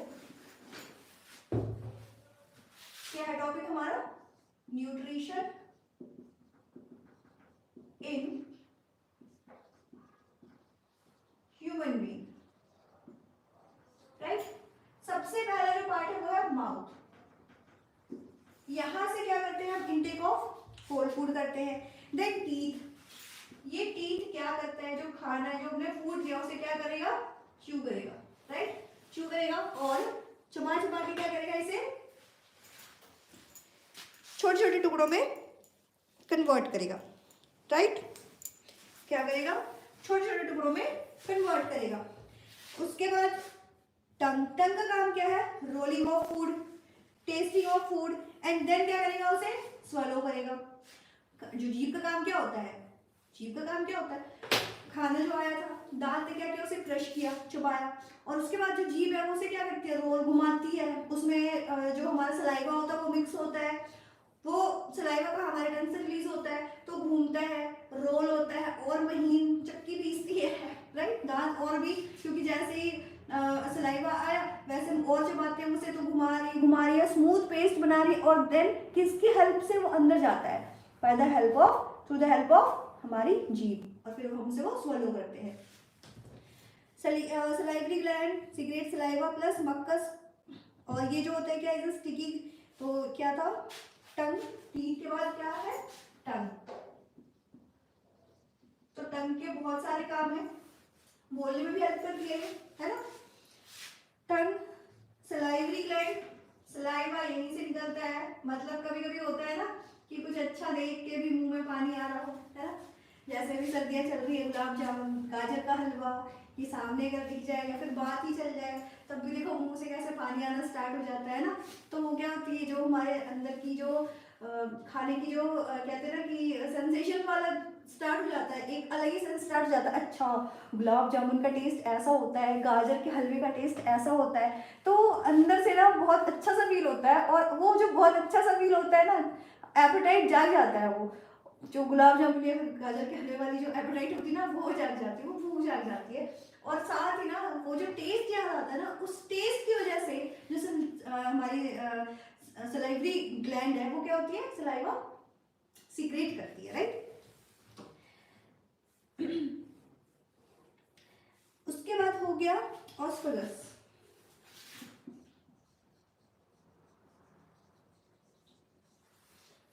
अब ये ऑस्फेगस में क्या होता है? अंदर जा रहा है खाना भैया, और क्या? स्टमक, और ये यहाँ, ये जो यहाँ से जो गले से नीचे वाला जो पोर्शन है ना, स्टमक तक पहुंचने में, वो है ऑस्फेगस, एंड देन स्टमक। और ये स्टमक में चला गया, फिर तो बस स्टमक में पहुंचने के बाद तो फिर वो पहले जाएगा small intestine, large intestine, small intestine, फिर आगे वो सुबह जो हमने खा लिया, न्यूट्रिशन मिल गया, अब जो वेस्ट प्रोडक्ट है वो क्या हो जाता है? रिलीज हो जाता है, राइट। तो अब स्टमक से अभी कहाँ हम चले गए? स्टमक से पहले स्टमक में देखो क्या होता है। स्टमक में gastric glands present in stomach secret gastric juice. अब ये जो स्टमक, अब ये मैं यहाँ से यहाँ तक कर दूँ, ये स्क्रीनशॉट ले लो फटाफट से। Very good. चलिए स्टमक, स्टमक में क्या होगा?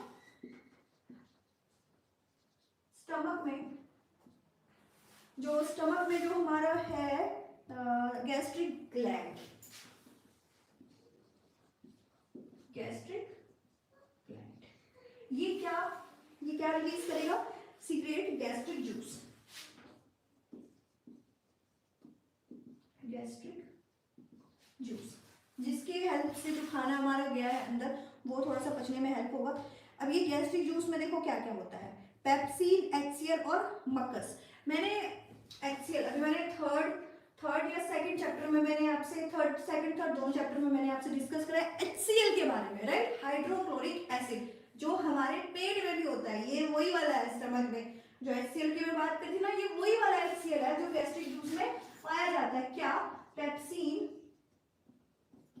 Plus HCl hydrochloric acid plus mucus. तो देखो मक्कस और HCl के बारे में बताओ। HCl क्या है? एसिड है, राइट, है ना। हाइड्रोक्लोरिक ये एसिड अगर हमारे पेट में है तो मैंने आपको कहा था कि HCl में इतनी स्ट्रेंथ है, इतनी ताकत है इसमें कि अगर हम उसमें स्पून में डालेंगे ना, जो हमारे किचन में यूज होता है, सिल्वर स्पून हो गया, जो हमारे घर में जो नॉर्मल जो यूज होता है, उस आप अगर या फिर लोहे का ही ले लो, ये तो चलो फिर मिक्स है, लोहे का भी आप स्पून ले लो, उसे भी आपने HCl में डाल दिया ना, तो विद इन अ सेकंड उसका पता भी नहीं चल रहा है कहाँ चला गया वो। उसमें इतनी मतलब वो इतनी ज्यादा वो पावरफुल होता है, इतनी ये इसकी प्रॉपर्टी है गलाने वाली। और वो हमारे बिल्कुल सेंसिटिव, देखो मतलब अंदर large intestine, small intestine, gall bladder सब है, किडनी, लंग सब है हमारे, हार्ट सब है हमारे इस एरिया में, है ना, राइट। और वो वहाँ पे डेड है और हम बिल्कुल ठीक है। तो किसकी हेल्प से? ये जो मक्कस बैठा है ना, इसने बचा रखा है, ये इसने एक लाइनिंग बना रखी है जिसके बाहर HCl बाहर जाता ही नहीं है। तो ये देख लो इसमें कितनी स्ट्रेंथ है, राइट। तो पेप्सिन का काम है enzyme that break down protein. ये जो पेप्सिन है ये क्या करता है, ये जो प्रोटीन्स हैं खाने में उसे break down, protein break down of protein, break down of, और करेगा कौन? एंजाइम, पेप्सिन का एंजाइम जो, ठीक है। HCl मक्कस का मैंने बता दिया। HCl क्या करता है? Makes the medium acidic. हम जो खाना खा रहे हैं वो क्या होता है, सारों की प्रॉपर्टी एसिड। सपोज करो हमने सैलेड खा लिया, सैलेड में क्या है, साइट्रिक एसिड है, तो अब पेट में है या कुछ और उसके साथ कुछ ऐसा खा लिया तो एसिड ज़्यादा बन रहा है, तो ये क्या करता है? न्यूट्रलाइज, मीडियम न्यूट्रलाइज ये कर देता है। HCl का काम ये होता है। और मक्कस का protect inner lining of the stomach, right. तो स्टमक क्या किस चीज़ से प्रोटेक्ट कर रहा है? HCl से ही कर रहा है बेसिकली। उसके बाद खाना जा रहा है स्मॉल इंटेस्टाइन। कहाँ जा रहा है? ये हो गया, समझ आ गया। अब जा रहा है स्टमक के बाद जो फोर्थ, ये था फर्स्ट, सेकेंड, थर्ड, फोर्थ, ये है 6 ना, 6 1 कहाँ जा रहा है? स्मॉल इंटेस्टाइन में। स्मॉल इंटेस्टाइन में चला गया, ठीक है जी। स्मॉल इंटेस्टाइन में जाके क्या कर रहा है ये? Intestine is the site of the complete digestion of carbohydrate, protein and fats. क्या कर रहा है? Carbohydrate digestion of, complete digestion है, digestion of carbo, fats and proteins. यहाँ पे कंप्लीट डाइजेशन हो जाती है। यहाँ पे ब्रेक डाउन किया था, पेप्सिन ने क्या करा था? ब्रेक डाउन करा था, राइट। और स्मॉल इंटेस्टाइन में क्या हो गया? कंप्लीट डाइजेशन हो गई है इसकी। अब इसमें क्या है? Walls of small intestine secret intestinal enzyme which convert carbohydrate into glucose, fats and fatty acid, glycerol plus glycerol and proteins into amino acid. जो वॉल्स ऑफ स्मॉल इंटेस्टाइन है वो क्या कर रहा है? इंटेस्टाइनल एंजाइम रिलीज कर रहा है। क्या कर रहा है? वॉल ऑफ स्मॉल इंटेस्टाइन क्या कर रहा है? एक्सक्रीट, सीक्रेट कर रही है, एक्सक्रीट नहीं कर रही है, सीक्रेट कर रही है, ये रिलीज कर रही है। Secret intestinal juice, intestinal enzyme जिसमें क्या हो रहा है? कार्बो किस में कन्वर्ट हो रहा है? कार्बोहाइड्रेट इनटू ग्लूकोज, ठीक है। कार्बो ग्लूकोज में हो रहा है, फैट फैटी एसिड में प्लस ग्लिसरॉल, फैट जो फैट है ये फैटी एसिड प्लस ग्लिसरॉल में हो रही है। और जो प्रोटीन है, प्रोटीन किस में हो रहा है? अमीनो एसिड में हो रहा है, अमीनो एसिड में हो रहा है, ठीक है। तो ये स्मॉल इंटेस्टाइन का काम है भैया। It has willy finger-like projection which help in absorption of food with blood. जो भी food into blood, जो भी absorption of food है उसमें किस में कर रहा है? मतलब फूड से क्या एब्जॉर्ब हो रहा है? ये ना कार्बो, फैट, प्रोटीन यही हो रहा है, तो उसे ब्लड में क्या कर रहा है? मिक्स करा रहा है। ये विली का काम है। It receive the secretion of the liver and pancreas. ये क्या करता है? लिवर और पेनक्रियाज से जो बाइल जूस वगैरह जो निकल रहा होता है उसे क्या करता है? ये सिक्रेट कराता है। ये सारा कुछ स्मॉल इंटेस्टाइन का काम है। The food is acidic which is made alkaline for the pancreatic enzyme to act. The pancreas secrete pancreatic juice which contains enzyme like trypsin for trypsin for digesting protein and lipase for breaking down emulsified fats. तो देखो यहाँ पे जो pancreatic juice which contain enzyme protein, अब जो protein digest हो रहा है स्मॉल इंटेस्टाइन में, प्रोटीन डाइजेस्ट हो रहा है ना, तो ये जो प्रोटीन है ये कौन डाइजेस्ट कर रहा है, who is pancreatic juice, pancreatic juice कहाँ से आ रहा है, ये पैनक्रियाज से आ रहा है, ये प्रोटीन पे वर्क कर रहा है, ठीक है। और ये juice which contains enzyme like trypsin for digesting proteins and lipase for. अब ये जो पैनक्रियाटिक जूस है इसके अंदर क्या है, ट्रिप्सिन है और लाइपेज है, क्या है, ये जो पैनक्रियाटिक जूस है क्या है इसमें, ट्रिप्सिन एंड लाइपेज, ये पैनक्रियाटिक जूस से निकला है ट्रिप्सिन एंड लाइपेज, जो क्या कर रहे हैं, breaking down trypsin for digesting protein and lipase for break, ये फैट को कर रहा है, ये फैट को कर रहा है और ये प्रोटीन को कर रहा है, ठीक है। पैनक्रियाटिक कहाँ से निकला, प्रोटीन, पैनक्रियास से निकला है, सीक्रेट हुआ है पैनक्रियाटिक जूस, वहां से पैनक्रियाटिक जूस में क्या है, ट्रिप्सिन एंड लाइपेज है, ट्रिप्सिन प्रोटीन को डाइजेस्ट कर रहा है और लाइपेज इम्यूनिफाइड फैट को खत्म कर रहा है। Fats are present in the intestine in the form of large globules, which makes it difficult for enzyme to act on them. Bile salts break them down into smaller globules, which increases the efficiency of enzyme action. और यहाँ पे ये जो small intestine है, इसके जो काम है, इसमें से क्या हो रहा है, बेसिकली जो एंजाइम्स है, जो जूस है वो वहाँ से सीक्रेट हो रहे हैं, और ये सारी चीज़ को यहाँ पे बेसिकली देखो क्या क्या हुआ है, कार्बो चेंज हुआ है, फिर फैट चेंज हुआ है, प्रोटीन चेंज हुआ है, और इनको कौन चेंज कर रहा है, वो कौन से कारक है, वो कौन से एजेंट है, वो ये रहा पैनक्रियाटिक जूस हो गया हमारा, ठीक है। और क्या सीक्रेट किया, इंटेस्टाइनल एंजाइम किया है, ये सारा कुछ हमारे स्मॉल इंटेस्टाइन में हो रहा है। लार्ज इंटेस्टाइन में क्या होता है, absorb excess amount of water, जो भी एक्सेस ऑफ वाटर है वो एब्जॉर्ब कर रहा है, the rest of the metal is removed from the body by the anus, rest of the जो भी वेस्ट प्रोडक्ट है वो बाय एनस बाहर आ जाता है, राइट। तो यहाँ पे आके ह्यूमन डाइजेस्टिव सिस्टम जो है वो हमारा खत्म होता है। अब हम स्टार्ट करेंगे रेस्पिरेशन, राइट, क्या स्टार्ट करेंगे, रेस्पिरेशन, न्यूट्रिशन चैप्टर जो हमारा टॉपिक है वो खत्म होता है, पहला टॉपिक खत्म।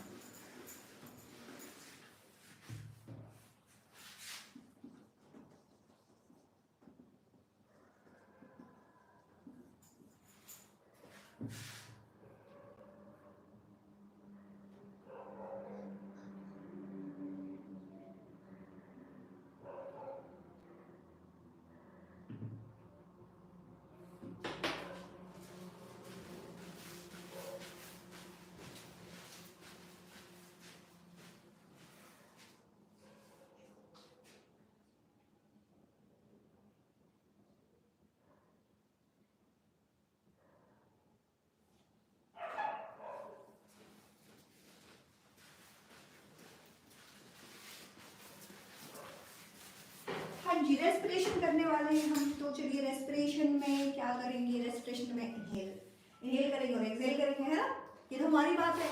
क्या प्लांट में भी ऐसा होता है, प्लांट में भी ऐसा ही होता है, देखो CO2 को क्या कर रहे हैं और कार्बन ऑक्सीजन छोड़ रहे हैं। अभी हमने न्यूट्रिशन में समझा है कि कैसे वो CO2 का यूज कैसे करते हैं और O2 का यूज कैसे करते हैं, राइट। तो रेस्पिरेशन इन ह्यूमन बीइंग्स ही हम पढ़ रहे हैं पहले। Respiration involves gases exchange, intake of oxygen from the atmosphere and release CO2, right? ये हमारा काम है ना, हमने ऑक्सीजन लिया और CO2 बाहर छोड़ा।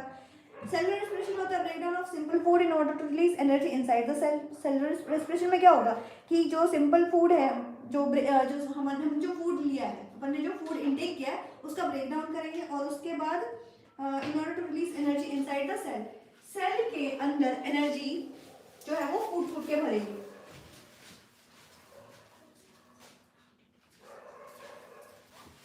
क्या करेंगे आप, सेल के अंदर एनर्जी फूट के भरेंगे। भैया काम तो बेसिकली उन्होंने करना है, वो उनकी वजह से ही हर एक सेल एक्टिव होगा तभी, अदरवाइज सपोज को आँख के सेल को मिला नहीं न्यूट्रिशन तो क्या होगा, क्या होगा, आँख काम नहीं करेगा, राइट। तो हर एक बॉडी पार्ट्स के सेल तक सेलुलर एक्सप्रेशन होनी बहुत जरूरी है, मतलब जो ऑक्सीजन इनटेक हुआ है वो भी पहुंचे, जो CO2 एक्स्ट्रा आउट है वो भी बाहर निकलनी चाहिए, right. Break down of glucose by various pathways. अब क्या है, ग्लूकोज है, ग्लूकोज का ब्रेक डाउन हुआ क्योंकि हमें एनर्जी मिल रही है, मतलब भैया एनर्जी जो खाना मिला है ना, जो ग्लूकोज बना है, मतलब इसमें बहुत बड़ा इसने रोल निभाना है रेस्पिरेशन में। जितनी सिंपल दिख रही है कि ऑक्सीजन हम इनहेल कर रहे हैं, CO2 एक्सहेल कर रहे हैं, जितना हमारे लिए देखना मतलब इजी है ना, अंदर इतना इजी काम नहीं है, अंदर बहुत बहुत सी आपे हैं, बहुत दिमाग लगाना पड़ता है। जो बॉडी फंक्शन है वो मतलब ऊपर वाले ने इतना अच्छा वो जो हमारी मशीनरी करी है ना कि हम मतलब जब आप सोचोगे ना कि किस तरह से क्या आ रहा है, साथ ही क्विक आंसर हो रहा है, तो सोच सोच के तो अच्छे अच्छों की सोच उड़ जाती, नींद उड़ जाती है कि अच्छा ऐसा भी हो सकता है, ऐसा क्या हम ऐसा अगर सपोज लो कि जैसे हम ऐसा मॉडल बनाए अगर, तो क्या हमसे ये पॉसिबल है, तो अगर पॉसिबल होता तो रोबोट क्यों बन रहा होता, फिर इंसान ही ना बन रहा होता, राइट। तो चलिए, the first step is the breakdown of glucose into a 3 carbon molecules called pyruvate. देखो फॉर्मूला क्या था, मैंने कहा था ग्लूकोज का, याद कर लो, C6H12O6। तो यहाँ पे जो कार्बन है वो कितने हैं, 6, राइट। तो सबसे पहले तो क्या होता है, ये जो है pyruvate form that is C3 में कन्वर्ट होता है, ठीक है। ये बहुत लंबा प्रोसेस है बच्चों, बहुत मतलब प्लस टू में आपको +1 +2 मतलब आप करने वाले हो मेडिकल से और बायो लोगे ना, तो ये पूरा चैप्टर है, ये एक पूरा चैप्टर है जिसमें आप सिर्फ यही पढ़ने वाले हो कि ये जो पाइरूवेट कैसे बनता है। ये इतना इजी नहीं है, कार्बन के 6 मॉलिक्यूल्स हैं और उसे 3 में कन्वर्ट करना, इट्स नॉट कहते हैं ना कि चुटकियों में जाके काम वाला नहीं है, ये भी बहुत माथा दबाई वाला काम है। तो चलिए हमें भी ये देखना है कि first step is breakdown of glucose 6 carbon molecules into 3 carbon molecules called pyruvate which take place in the cytoplasm. होता कहाँ है, ये जो C3 वाला पाइरूवेट जो बना वो कहाँ बन रहा है, साइटोप्लाज्म। अभी मत कहना साइटोप्लाज्म क्या, सेल वाला चैप्टर पढ़ा होगा क्लास 9 में, तो प्लांट जो एनिमल सेल प्लांट सेल है उसमें पढ़ा होगा, साइटोप्लाज्म हमारे सेल में होता है, ये साइटोप्लाज्म में हो रहा है। The pyruvate may be converted into ethanol and carbon dioxide which take place in yeast during fermentation। कह रहा पाइरूवेट को हम कन्वर्ट कर रहे हैं इथेनॉल में और कार्बन डाइऑक्साइड में, ये अभी हम अपने में नहीं पढ़ रहे हैं, ये फर्मेंटेशन होती है ना, जैसे कि ये भटूरे बनते हैं घर में, सिंपल एग्जांपल है, ज़्यादा दूर नहीं जाना चाहिए, दिमाग ही लगाना है, क्योंकि ये बायो है और आसपास से ना पढ़ा तो क्या पढ़ा, बायो की क्लास है, और अगर हमने आसपास के इन्वायरमेंट से, हमारे किचन के सामान से, हमारे जो आसपास मतलब अगर ये पढ़ रहा है प्रोसेस है, खाने की बात हो रही है और ग्लूकोज है ना, बेसिकली तो ग्लूकोज ही देख रहे हैं, और अगर हम किचन में ना गए तो फिर क्या समझ में आएगा। और बायो क्लास है, साइंस तो ऑल अबाउट के अपने आसपास के इन्वायरमेंट से, राइट। और बायो है तो बिल्कुल नेचर से मैं घुस जाओ, हाँ अपने आप को कंसीडर करो, कुछ भी समझ रहे हैं बायो का, कुछ भी समझ रहे हैं अपने आप से समझो, फिजिक्स भी अपने आप से ही समझो, हर चीज के पीछे लॉजिक है, हम खड़े हो रहे हैं, बोल रहे हैं, वो फिजिक्स क्लास में डिस्कस करेंगे, बट बायो में अगर हम सांस ले रहे हैं, अगर हम हिल पा रहे हैं, तो हर कुछ के पीछे एक मैकेनिज्म है, राइट। तो कुछ भी समझ रहे ना, अपने आप से रिलेट करना स्टार्ट कर दो, वो चीजें ज्यादा याद रहेंगी। तो फर्मेंटेशन हो रहा था, मतलब मैं फर्मेंटेशन में थी, कहोगे कहाँ से कहाँ चले गए, मैम भटूरे बना रहे थे हम किचन में, तो जी राइट। तो भटूरे बनाने के पहले क्या करते हैं, हम आटा गूंद के रखते हैं, उसमें इनो या फिर यीस्ट डालते हैं, या फिर दही से आटे को गूंद के साइड में रखते हैं थोड़ी देर के लिए, तो उतने में क्या होता है, या फिर इडली बना रहे हैं, डोसा बना रहे हैं, तो जो बैटर है उसे तैयार करके 2-3 घंटे के लिए छोड़ देते हैं, सो दैट कि वो अच्छे से फ्लफी हो जाए। तो वो जो फ्लफी हो रहा है, ये केक भी बना रहे तब भी होता है फ्लफी हो जाए, किस लिए होता है ये फ्लफी क्या है, ये फर्मेंट हो रही होती है, ये जो इसकी यीस्ट है ना वो पुनः बड़े होते हैं, राइट। तो पाइरूवेट किस में कर रहा है, ethanol and carbon dioxide which take place in yeast during fermentation, since this process takes place in the absence of air. तो जब भी देखना कि मम्मा रख रहे हैं ना, वो जो आटा गूंदा हुआ रख रहे हैं, तो देखना उसके ऊपर मम्मा ना कपड़ा ढक देते हैं, तो वहां पे कपड़ा ढक देने से या कोई भी उसके ऊपर कुछ भी ढक दिया, कोई प्लेट ढक दी, कुछ भी ढक दिया, तो उससे क्या होता है, ऑक्सीजन उसमें एब्सेंस ऑफ ऑक्सीजन हो जाता है, राइट, वहाँ पे ऑक्सीजन नहीं पहुँच सकता है, तो वहाँ पर ही क्या हो रहा होता है, ये फर्मेंटेशन की प्रक्रिया हो रही होती है, और इसे ही हम क्या कहते हैं, अनएरोबिक रेस्पिरेशन। जो रेस्पिरेशन है वो क्या है, दो टाइप की है, पहला है अनएरोबिक, अनएरोबिक और एरोबिक। तो अनएरोबिक क्या है, जिसमें क्या होगा, विदाउट, क्या, इन द एब्सेंस ऑफ, विदाउट में लिखो, इन द एब्सेंस ऑफ ऑक्सीजन, और एरोबिक में क्या होगा, प्रेजेंस ऑफ ऑक्सीजन। ठीक है, ये एरोबिक की डेफिनेशन है। The pyruvate is broken down into three carbon pyruvate molecule in the presence of oxygen to give 3 molecule of carbon dioxide in water. This process takes place in mitochondria. तो ये था, ये जो process, ये जो cytoplasm में ये जो पायरुवेट बने थे, साइटोप्लाज्म में बने थे, तो ये क्या था, अनएरोबिक था, UN। और एरोबिक वाले में क्या होगा, सेम C6 है, ये C3 में हो रहा है, बट ये माइटोकॉन्ड्रिया में हो रहा है। कहाँ हो रहा है, माइटोकॉन्ड्रिया में हो रहा है। तो ये कहाँ हो रहा है, एरोबिक रेस्पिरेशन में हो रहा है, एरोबिक रेस्पिरेशन। तो यहाँ पे क्या हो रहा है भैया, O2 है, प्रेजेंट है, और यहाँ पे क्या हो रहा था, इस वाले में क्या हो रहा था, O2 प्रेजेंट नहीं था। समझ में आया? The pyruvate is converted into lactic acid when there is a lack of oxygen in our muscle cells, which is also a 3 carbon molecule. This build up lactic acid. अब जैसे भागते हैं हम, बहुत भागते रहते हैं, जो रनिंग वाला होता है ना, तो सांस चढ़नी स्टार्ट हो जाती है ना। मतलब क्या हो रहा है, ऑक्सीजन लेवल हमारा कम हो रहा होता है, क्योंकि हम सांस उतनी तेज से नहीं ले पा रहे जितनी तेज हमारी CO2 रिलीज हो रही है। तो यहाँ पे जो ग्लूकोज है, जो ग्लूकोज लेवल है वो कम होता जा रहा है, कम होता जा रहा है, कम होता जा रहा है। यहाँ पे जो रेस्पिरेशन हो रही है, यहाँ पे इन द एब्सेंस ऑफ ऑक्सीजन हो रही है, और जो हमारे मसल सेल्स में हो रही है, भाग रहे हैं तो मसल सेल्स में, तो मसल सेल में क्या होता है, लैक्टिक एसिड जमा हो जाता है, और उस लैक्टिक एसिड की वजह से क्रैम्प्स आते हैं। वो होता है ना, दर्द हो रहा है, मसल क्रैम्प्स जो होते हैं, वो किसकी वजह से होता है, लैक्टिक एसिड की वजह से होता है। जब रेस्पिरेशन क्या हो रही हो, इन द एब्सेंस ऑफ ऑक्सीजन हो रही हो। एब्सेंस ऑफ ऑक्सीजन जितनी बॉडी में चाहिए होती है उतनी तो नहीं मिल रही है ना, बिल्कुल ही तो नहीं, ऐसा नहीं है कि हमें सांस ही नहीं आ रही है, हम ऑक्सीजन इनटेक ही नहीं कर रहे, बट जितने रिपीटली हम CO2 रिलीज कर रहे हैं उस हिसाब से तो नहीं आ रहा हमारे पास ऑक्सीजन। ठीक है, the whole process of breakdown of glucose, तो बताइए एब्सेंस ऑफ अगर ऑक्सीजन है तो ethanol plus carbon dioxide plus energy, क्या है, ethanol plus carbon dioxide plus energy, ये क्या है, अनएरोबिक का है। ठीक है, एब्सेंस ऑफ ऑक्सीजन का, एब्सेंस ऑफ ऑक्सीजन का है। और लैक ऑफ ऑक्सीजन में लैक्टिक एसिड प्लस एनर्जी बन रही है। लैक ऑफ कम है, जहां पे क्या है, लैक ऑफ ऑक्सीजन है, खत्म नहीं है, बिल्कुल एब्सेंस नहीं है, क्या है, लैक ऑफ है, तो यहाँ पे लैक्टिक एसिड प्लस एनर्जी, क्योंकि एनर्जी तो मिलेगी, हर केस में मिलेगी एनर्जी हमें, और 3 कार्बन मॉलिक्यूल यहाँ पर भी मिलेंगे हमें, पर इसमें carbon dioxide plus water plus energy, इसमें क्या होगा, carbon dioxide plus water plus energy, right, जब प्रेजेंस ऑफ ऑक्सीजन हो रहा होगा। The energy released during cell respiration is immediately used to synthesize a molecule called ATP, which is used to fuel all other activities in the cell. अब ये जो energy है, ये क्या कर रही है, ये जो पायरुवेट्स हैं उसे चेंज कर रही है, किसमें, changed into a molecule used to synthesize ATP, change means synthesized, help to synthesize ATP।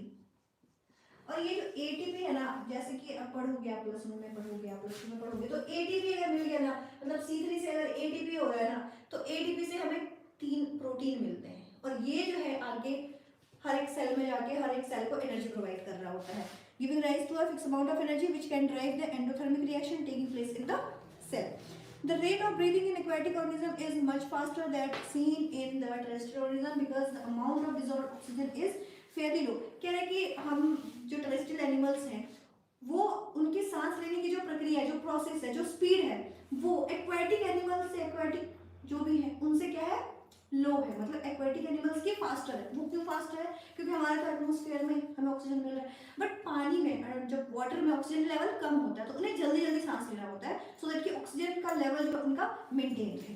Right.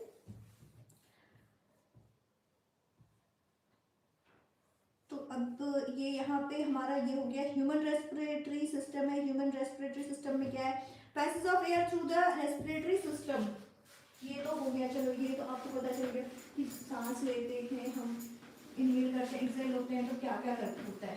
ये तो आपको पता चल गया. अब जरा इंटरनली थोड़ा देख लें कि कैसे क्या काम होता है. ह्यूमन जो डायग्राम है, human digestive system, human respiratory system, वो आप जरूर ट्राई करना, वो आप उसकी प्रैक्टिस करना. उसके लेबलिंग वगैरह आ जाते हैं बनाने तो प्रैक्टिस करना. Human respiratory system.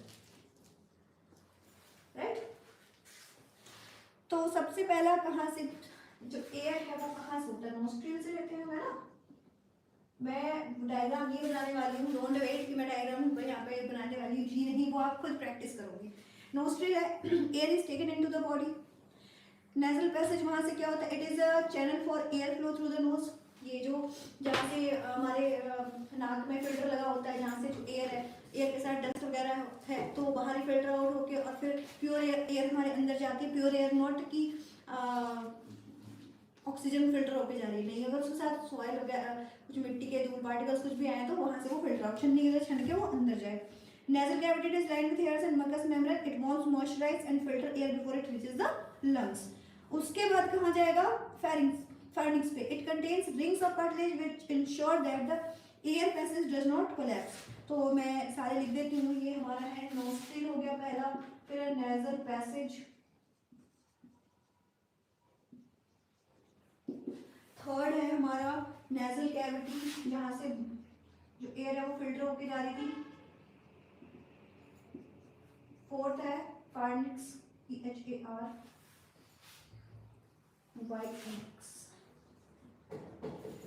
तो यहाँ पे क्या होता है? It contains rings of cartilage which ensure that the air passage does not collapse. Air ring type की होती है जिससे क्या हो, जो एयर है वो कोलैप्स ना हो, टकराए ना आपस में.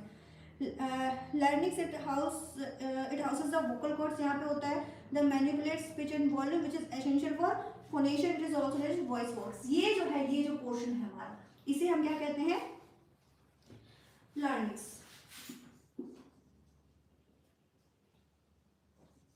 ये क्या है? इसे हम वॉइस बॉक्स भी कहते हैं, जहाँ से हमारे जो आवाज है, जो पिच लेवल है, ऊपर नीचे हो रही है, चिल्लाना है या फिर प्यार से बोलना है, ये सारा कुछ कहाँ से होता है? हमारे वॉइस बॉक्स से ही होता है. तो एयर इतना आना चाहिए तभी तो बोल भी सकेंगे हम. राइट. नेक्स्ट है हमारा हो गया. चलो इसका trachea. Next one is trachea. इसका काम क्या है? Pharynx split into trachea and esophagus. It connects the larynx for voice box to the bronchi of the lungs. It provides airflow and from the lung for respiration. And from the lungs for the respiration. कहाँ से provides airflow? To and fro from, मतलब जा रही है और आ रही है. To and fro का मतलब ये होता है कि जा रही है और आ रही है lungs से, so that की respiration हो सके. Bronchi, they are the main passage into the lungs. They are extension of the windpipe that shuttle air to and from the lungs. Oxygen goes to the lungs, carbon dioxide leaves the lungs to them. Bronchi का काम क्या होता है? Bronchi का काम होता है जो ऑक्सीजन गई है वहाँ लंग्स तक पहुँचाना और फिर वहाँ से CO2 बाहर निकालना, ये इसका काम है. Alveoli का काम है, they are smaller tubes which finally terminate in balloon-like structure which are called alveoli. They allow oxygen and carbon dioxide to move between lungs and bloodstream. तो ये इसका काम क्या है? जो alveoli है इसका काम क्या है? इसका काम alveoli है, नाम है इसका alveoli, और इसका काम है alveoli. alveoli कैसे की क्या करती है? कार्बन डाइऑक्साइड, ऑक्सीजन और कार्बन डाइऑक्साइड को अपने ब्लड में मिलने देना है, नहीं मिलने देना है. जो मिल रहा है उसे करो, जो नहीं मिल रहा है उसे उधर करो, ये इसका काम होता है. Blood capillaries, they are the sites of the transfer of oxygen and other nutrients from the bloodstream to other tissue in the body.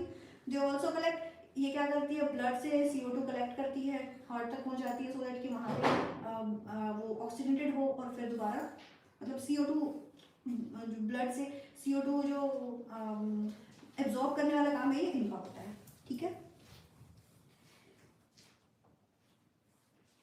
Respiration in plants में स्टोमाटा मैंने समझा दिया है, ये समझाने की जरूरत नहीं है। रेस्पिरेशन में मैंने स्टोमाटा आपको तब समझा दिया था, सेम प्रोसेस है इसमें। अब हम जानेंगे ट्रांसपोर्टेशन इन ह्यूमन बीइंग्स के बारे में। ट्रांसपोर्टेशन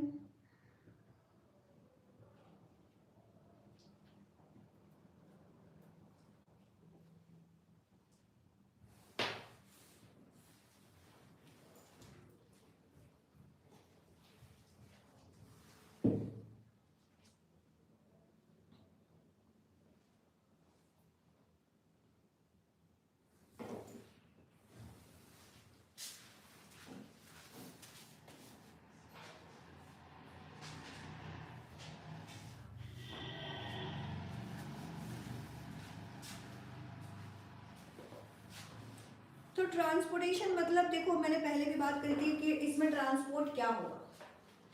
जो हम न्यूट्रिशन हमने खाना खाया, अब जो ब्लड बना है, जितने भी न्यूट्रिशन मिले तो वो हर एक सेल तक पहुंचाने जरूरी है ना।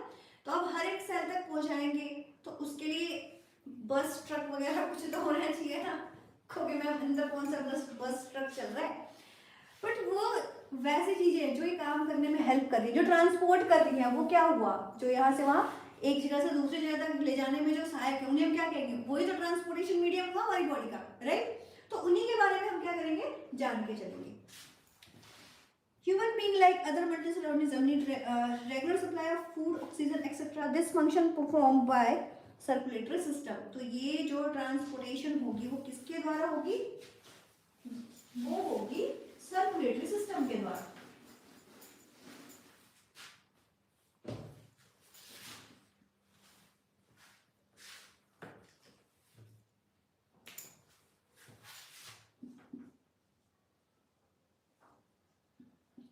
ट्रांसपोर्टेशन ट्रांसपोर्टेशन किसके द्वारा होगी, सर्कुलेटरी सिस्टम के द्वारा। अब सर्कुलेट क्या होगी, है ना, मैं एक ही बात कितनी बार, सर्कुलेट क्या होगी, हमारा खाना पीना, है ना, rice dal,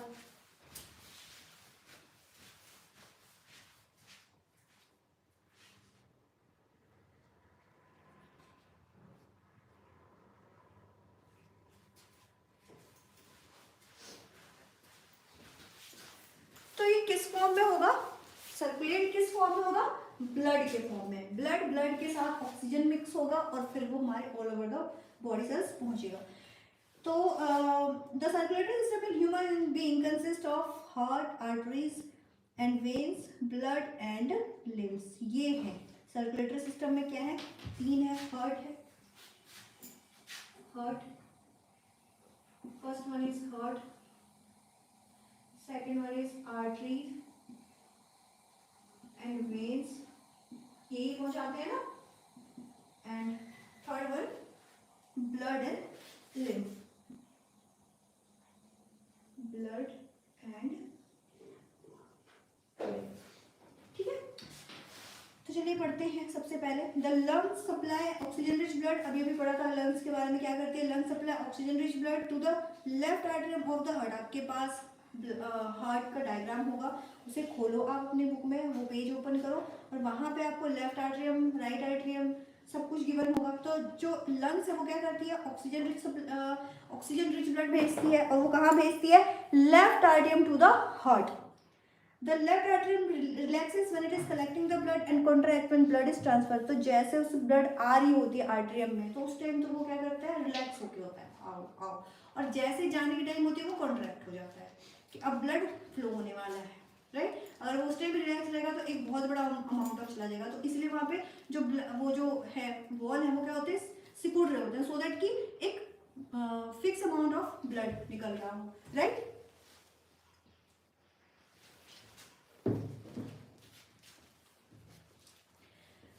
The pumped out of the body when the muscle of left ventricle contract. Yes, blood pump out हो गया बॉडी से जब लेफ्ट वेंट्रिकल कॉन्ट्रैक्ट हुआ.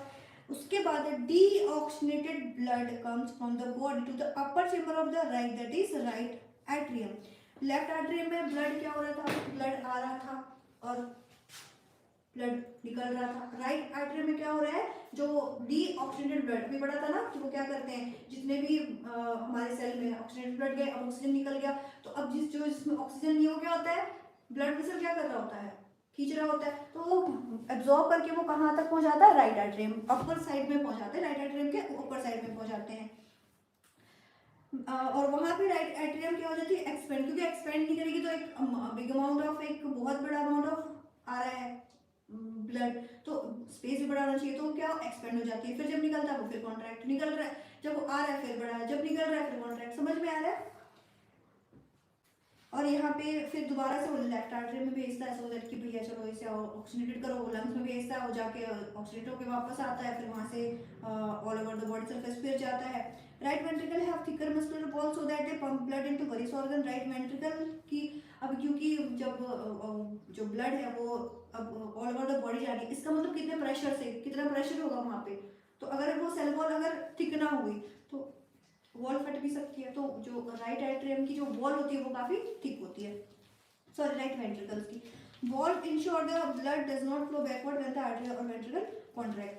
जो वॉल्स हैं, मतलब वॉल्स मतलब कह सकते हैं ढक्कन, राइट, जैसे ये कॉफी मग है, कॉफी मग के ऊपर ढक्कन है, राइट, तो इससे क्या होगा कि अगर ये देखो, अब जैसे कि ये बंद है, अब मैं इसे करूंगी तो क्या होगा, इसके अंदर से कॉफी तो नहीं गिर सकता है, बट अगर ये वॉल अगर खुला है और अगर फिर मैं इतना ज़्यादा करूँ, मैं गिराऊंगी नहीं, अदरवाइज ये साफ भी करना पड़ जाएगा, तो अगर हमने ऐसे किया तो नीचे गिर गया.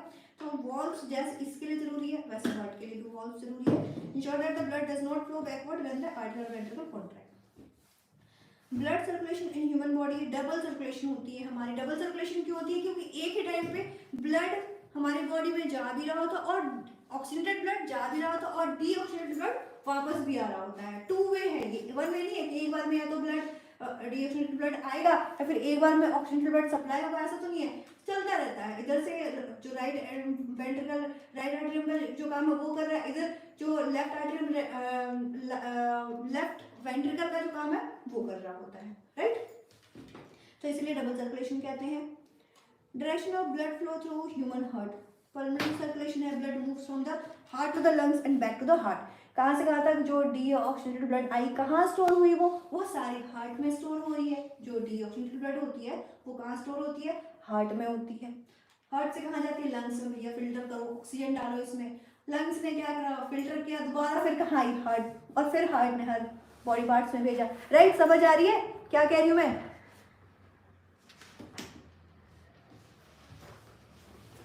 तो उसके बाद क्या है, ये हो गया सिस्टमैटिक सर्कुलेशन में क्या, blood moves from the heart to rest of the body and back to the heart. ये मैंने आपको बता दिया कि क्या है ये blood. Blood is connective tissue which is fluid in nature. Blood क्या कनेक्टिव टिश्यू है जिसका नेचर क्या है कि वो लिक्विड जैसा होता है, right. Solid components of blood क्या होगा, आरबीसी. अब हम ब्लड कर रहे हैं तो ब्लड में क्या होता है, आरबीसी, डब्ल्यूबीसी और ब्लड प्लेटलेट्स. क्या होता है, ब्लड है तो ब्लड में क्या है, ब्लड में है RBC, red blood cell, white blood cell और प्लेटलेट्स. ये देखो डेंगू, जब ऐसे नहीं भी पता हो डेंगू के टाइम में तो हर किसी को पता चल गया कि ये 3 चीजें तो होती ही होती है ना. आरबीसी भी होती है, डब्ल्यूबीसी, प्लेटलेट्स तो सबसे ज्यादा पता चला है कि प्लेटलेट्स जो है वो क्या करती है, मतलब डेंगू में हुआ क्या है, खून तो लिया है, बहुत अच्छे से खून लिया, 2-3 बॉटल देने वाला नहीं था, वो अपनी जान पे खेल के हुए दूसरों को बचाने के लिए कि हमारे सगे संबंधी अगर कोई है, हमारे नियर एंड डियर वन है, तो वो क्या उन्हें बचाने के लिए वो खुद भी अगर बीमार है तब भी दे रहे थे. मतलब बीमार नॉट इन द सेंस कि वो खुद डेंगू में पड़े, कुछ भी सपोज करो कि अगर थकान है, कमजोरी है, बट फिर भी वो ब्लड दे रहे कि हमारे जो नियर डियर वन है वो सही सलामत रहे. तो वो क्या कर रहे थे, ब्लड ले रहे थे, ब्लड में से प्लेटलेट्स निकाल रहे थे और दोबारा दे रहे थे. लो भैया अपना खून वापस लो, हमें नहीं चाहिए, आप रख लो अपना खून, हमने प्लेटलेट्स लेने थे, हमने ले लिए, अब आप खाओ पियो दोबारा प्लेटलेट्स बनाओ, राइट. तो आरबीसी का काम क्या होता है, it carries O2 and CO2 and also contain haemoglobin. देखो रेड आरबीसी का क्या होता है, रेड ब्लड सेल है ना, रेड ब्लड सेल, और WBC क्या है? White blood cell.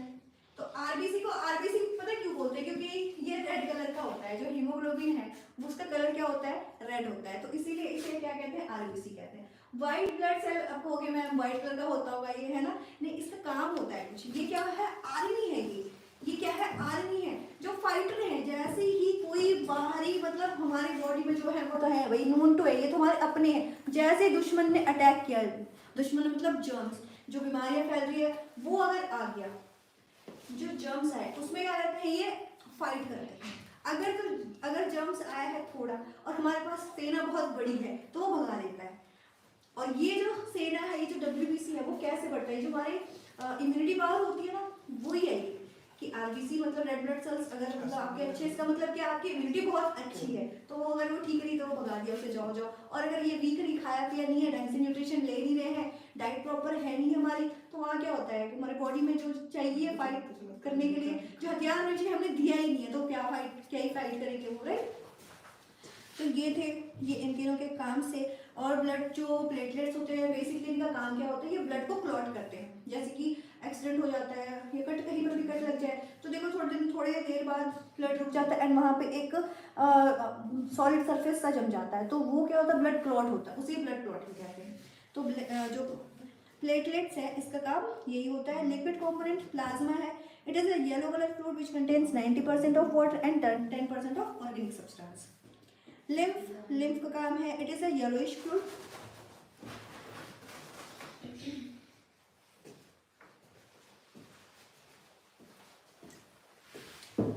which escape from the blood capillaries into the intercellular space। अब देखो, जब जो ब्लड कैपिलरीज वो क्या करते हैं, मैंने आपको बताया, वो CO2 वाला जो ब्लड है, मतलब जो CO2 वाला ब्लड होता है, एक O2 वाला ब्लड, एक CO2 वाला।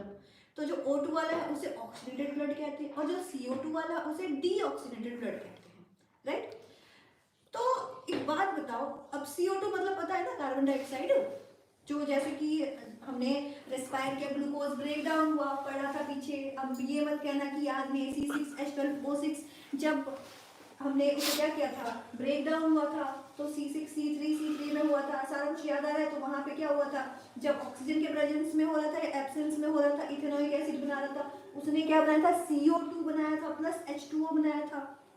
तो ये जो CO2 है वो कहाँ जाएगा? वो ब्लड के साथ मिक्स हो जाता है। जब ऑक्सीजन लेवल खत्म हो जाता है ना, तो CO2 उसमें मिक्स हो जाता है, तो वो CO2 वापस लेके कौन आता है? ब्लड कैप्सूल्स लेके आते हैं। तो अब कई बार होता है ना, ज्यादा बड़े अमाउंट में, अगर काफी बड़े अमाउंट में लेके आ रहे हो तो थोड़ा इधर उधर, जैसे पानी, जैसे अब ये कॉफी मग है, यहाँ तक अगर भर गया, यहाँ से भर के लेके जा रहे हैं हम, स्पीड जा रहे हैं, तो वो छलक जाता है ना, इधर उधर पानी गिर जाता है जैसे, तो वैसे इनसे हो जाती है गलतियाँ। तो ये जो लिम्फ है, इसमें क्या होता है? वही वाला फ्लूइड गिरा हुआ होता है। तो वो जो डीऑक्सीडेटेड ब्लड आ रही होती है, तो वो जो उस टाइम पे उसका जो कलर होता है ना, that is not black, sorry red हो गया मैम, ब्लड ब्लैक कब से होने लग गया। तो वो येलोइश कलर में होती है, उसमें CO2 ज्यादा होता है तो येलोइश बन जाती है। तो वो जो फ्लूइड गिरता है ना इधर उधर, तो वो लिम्फ के रूप में कन्वर्ट हो जाता है, क्योंकि हमारे जितने भी जो भी स्पेस है, जहाँ पे स्पेस आ जाता है वहाँ पे फ्लूइड रहता है, और वो फ्लूइड के साथ मिलके क्या चिपचिपा टाइप का बन जाता है। तो जो लिम्फ है ये वो होता है। It contain less protein. इसमें क्या होता है? प्रोटीन तो होता है, क्योंकि ब्लड है तो प्रोटीन तो होगा। ब्लड में क्या होते हैं? प्रोटीन, फैट, सब कुछ मिला हुआ होता है, मिनरल्स जो भी होते हैं, बट इसमें प्रोटीन जो होता है वो कम मात्रा में होता है। It flow from the tissue to the heart which help in transportation and destroying germs. But इसका भी काम है, ये भी कहीं ना कहीं हेल्प कर रहा होता है, ये भी जर्म्स को डिस्ट्रॉय करने में हेल्प कर रहा होता है। अब है टाइप्स ऑफ ब्लड वेसल। ये है हमारे दो प्रकार के ब्लड वेसल, जो जिनका इतना बड़ा काम था, इनके भी दो प्रकार हैं। मैंने कहा था ना कि अगर इतना हमें कहे ना कि चलो ठीक है सारा कुछ पता तो चल ही गया, मतलब क्या सिस्टम है, चलो इंसान ही बना दो, कुछ इस तरह से कुछ बना दो, तो क्या हमारे लिए मतलब आसान है? इसके अंदर भी ये, उसके अंदर भी ये ब्लड वेसल, ब्लड वाले बर्तन, है ना? वेसल का मतलब तो बर्तन ही होता है। नहीं, बर्तन तो है, ये काम इसका है बड़ा, मतलब कैपिलरीज में सब निकल रहे, तो बर्तन तो हुआ ही, बट बर्तन की तरह मत याद करना, बुरा मान जाएगा ये। Arteries and veins, arteries and veins. Veins तो पता ही होगा, है ना। थोड़ा सा भी कोई डांट दे तुम्हें, तो कोई सा भी थोड़ा सा भी डांट दे, पापा ऊंची आवाज में बात कर ले, साथ ही आता है नस काट लूंगा, नस काट लूंगी, है ना। ये आता है, किसी ने धोखा दे दिया, नस काट लूंगी, नस काट लिया, है ना। तो ये वही वाली वेन्स है, सच में ये वही वाली वेन्स है। मतलब सिर्फ यहीं पे नहीं होती है वेन्स, हर जगह हमारे ऑल ओवर द बॉडी में वेन्स होती है, और उसके थ्रू ही ब्लड क्या हो जाता है, जा रहा होता है। क्योंकि अब जो पढ़ा हमने कि ब्लड वेसल, तो अब एक इतनी बड़ी पाइपलाइन तो बिछी नहीं हुई हमारे पूरे शरीर में कि उस पूरी पाइपलाइन के अंदर सारा काम हो रहा है, जा रहा है, आ रहा है। ये जो वेन्स, जो छोटी छोटी पतली पतली सी वेन्स है ना, इनका ही काम है बेसिकली ये। Carry oxidated blood from heart to body parts except pulmonary artery. और जो वेन्स है वो क्या करती है, जो डीऑक्सीडेटेड ब्लड है उसे लेके जाती है, आर्टरीज ऑक्सीडेटेड ब्लड को, हर दोनों को काम दिया गया। ये क्या करती है, कैरी ऑक्सीडेटेड ब्लड कहाँ जाएगी, to the all over body parts, और ऑल ओवर बॉडी पार्ट से कहाँ पहुंचेगी, सेल तक पहुंचेगी। और ये क्या करती है, ये एब्जॉर्ब करती है, वेन्स क्या करती है, एब्जॉर्ब कर रही है डीऑक्सीनेटेड ब्लड। कहाँ से करेगी, from the all over body part जो है वहां से करेगी। ठीक है, समझ में आया, कोई दिक्कत यहाँ तक नहीं है ना, very good. Also called distributing vessel. अब देखो ये बांट रहे हैं ना, भेज रहे हैं ना, इसे हम क्या कहेंगे, इसे और क्या कहेंगे, ये डिस्ट्रीब्यूट कर रहा है, डिस्ट्रीब्यूटर है ये हमारा, और ये रिसीवर है ये। I hate it but don't hate, क्योंकि अगर ये ना हो तो फिर दोबारा अगर वो सरफेस ही नहीं खाली होगा तो कहाँ से ऑक्सीडेटेड ब्लड जाएगा, फिर कहाँ से सेल्स ग्रो करेंगे, राइट। थिक एंड इलास्टिक, ये क्या होता है, इसे कलेक्टिंग कहेंगे, रिसीवर कहेंगे, ठीक है। और ये क्या होगा, ये इलास्टिक होगा और थिक होगा, क्योंकि ब्लड फ्लो जा रहा है ना, जा रहा है। मतलब कि अगर हमें क्या करना है, अगर मैं आपको समझाऊं कि ये बॉटल है, राइट। अब इस बॉटल में से पानी ऐसे करना है तो प्रेशर देखो कितना हो रहा है, और अब किसी चीज में पानी बाल्टी में रखी हुई है और वहां से हमें इसमें पानी भरना है, तो वहां पे क्या क्या लग रहा है, प्रेशर कम लग रहा है। तो अगर ये वाला, अगर हमारा, अब ये बॉटल मत ले लेना कि इसी बॉटल को कर रहे हैं हम, किसी भी चीज में ले सकते हैं, जैसे कि प्लास्टिक की, जैसे प्लास्टिक की कंटेनर होती है ना, प्लास्टिक के कंटेनर में हमें पानी करना है तो उठा जा सकता है आराम से, पर एकदम से प्रेशर से आप वो जो जिसमें सब्जियां लाते हैं वो वाली प्लास्टिक कंटेनर अगर हमने उससे कर दो तो वो जो कंटेनर है वो क्या हो सकता है, उसके पिचकने की संभावना बहुत बढ़ जाती है, राइट। तो इसलिए जो आर्टरीज है, आर्टरीज का थिक होना बहुत जरूरी है, बट वेन्स ने कलेक्ट ही करना है ना, वेन्स ने कलेक्ट करना है ना। तो वेन्स जब कलेक्ट करती है तो उसकी जो डायरेक्शन होती है वो इस तरह से होती है और इसकी इस तरह से होती है, तो इसलिए इस अपराइट डायरेक्शन में जब होती है, जब अपराइट डायरेक्शन में होती है तो वहां पे ठीक होना क्या है, नहीं भी ठीक है कोई दिक्कत नहीं है, वो ठीक है, तो वो उसकी पोजीशन पे कोई फर्क नहीं पड़ेगा, उसकी शेप में कोई फर्क नहीं पड़ेगा, हमारी बॉडी में कोई फर्क नहीं पड़ेगा। लेकिन अगर ये होगी ना तो सारा सिस्टम ही बिगड़ जाएगा, खून जाना कहीं और पहुंच कहीं और जाएगा, राइट। ठीक है, मतलब अपवर्ड डायरेक्शन में जा रही है तो वहां पे क्या हो रहा है, थिन है, और डाउनवर्ड डायरेक्शन में है तो वहां पे क्या है, थिक है। ठीक है, चलिए नाउ ट्रांसपोर्टेशन इन प्लांट्स। देखो ट्रांसपोर्टेशन इन प्लांट्स जो है इसमें हमें ज़्यादा डिस्कस करने की जरूरत नहीं है, मैंने आपको पहले भी बता दिया कि जाइलम एंड फोलम होता है उसमें। प्लांट जब ट्रांसपोर्टेशन इन प्लांट हो रहा है तो उसके लिए दो ही है भैया, जाइलम है और फोलम है।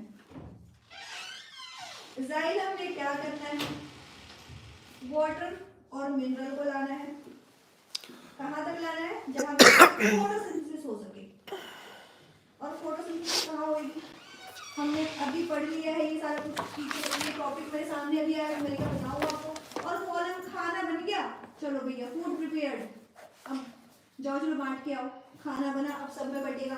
फूड प्रिपेयर हो गया तो all over the body part में, all over the parts of plants. ठीक है, ये है mechanism of plant transportation. Transpiration वो भी हमने डिस्कस कर लिया, स्टोमाटा, वहाँ पे स्टोमाटा में जाएगी और स्टोमाटा कैसे ओपन होगा, कैसे पानी बाहर आएगा, ये सारा कुछ हमने पढ़ लिया। यहाँ पर भी हो गया हमारा।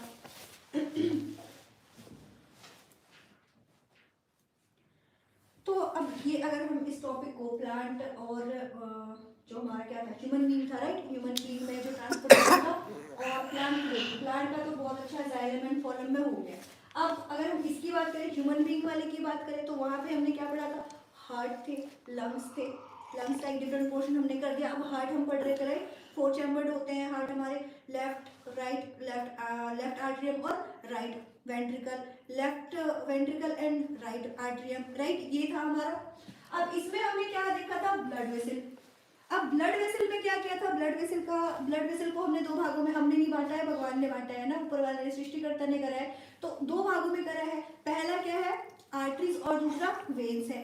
तो जो आर्टरीज है वो क्या है, डिस्ट्रीब्यूटर है, वो दे रहा है, क्या दे रहा है, वो ऑक्सीडेटेड ब्लड सप्लाई कर रहा है all over the body parts, all over the cell, right. और जो वेन्स है वो क्या है, कलेक्ट कर रहा है, वो क्या है, रिसीवर है, वो ब्लड को रिसीव कर रहा है। कौन से ब्लड को रिसीव कर रहा है भैया, जो ब्लड दिया था क्या वही रिसीव कर रहा है, नहीं, वो नहीं कर रहा है। जो ब्लड डीऑक्सीनेटेड हो गया, जिस ब्लड में CO2 मिक्स हो गया, उसे रिसीव कर रहा है, लंग्स तक हार्ट तक पहुंचा रहा है, हार्ट ने लंग्स को दिया भैया फिल्टर करो, फिल्टर करके वापस दो, उसने फिल्टर करा, वापस करा हार्ट को, और फिर से हार्ट ने आर्टरीज के थ्रू, ब्लड वेसल में आर्टरीज के थ्रू दोबारा से ऑल ओवर द बॉडी गया। यहाँ पे ट्रांसपोर्टेशन की जो प्रक्रिया है ह्यूमन बीइंग्स की, वो खत्म हो जाती है, राइट।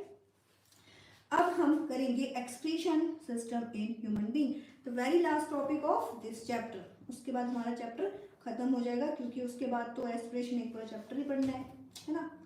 तो ये आप नोट डाउन करो।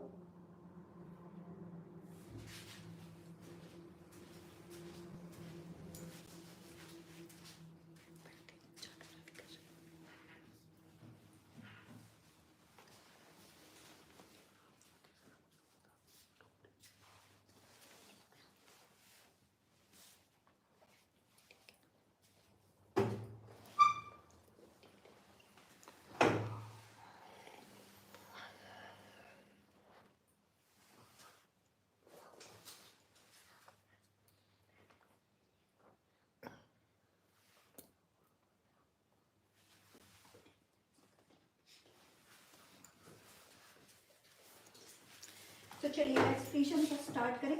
ये काफ़ी लेंथी चैप्टर है, बहुत लेंथी चैप्टर है ये, मतलब बहुत लेंथी चैप्टर को हम अप्रॉक्सीमेटली 2 घंटे में ख़त्म करने वाले हैं। वैसे अगर क्लास ली जाए इसकी एक अगर मैं कहूँ ना कि, क्योंकि एक टॉपिक में देखो काफ़ी टाइम लग रहा है, बट इसे शॉर्ट करके मैंने 2 घंटे में ख़त्म किया। वैसे लेंथी चैप्टर तो जितना लंबा खींच लो ये वैसा है, राइट।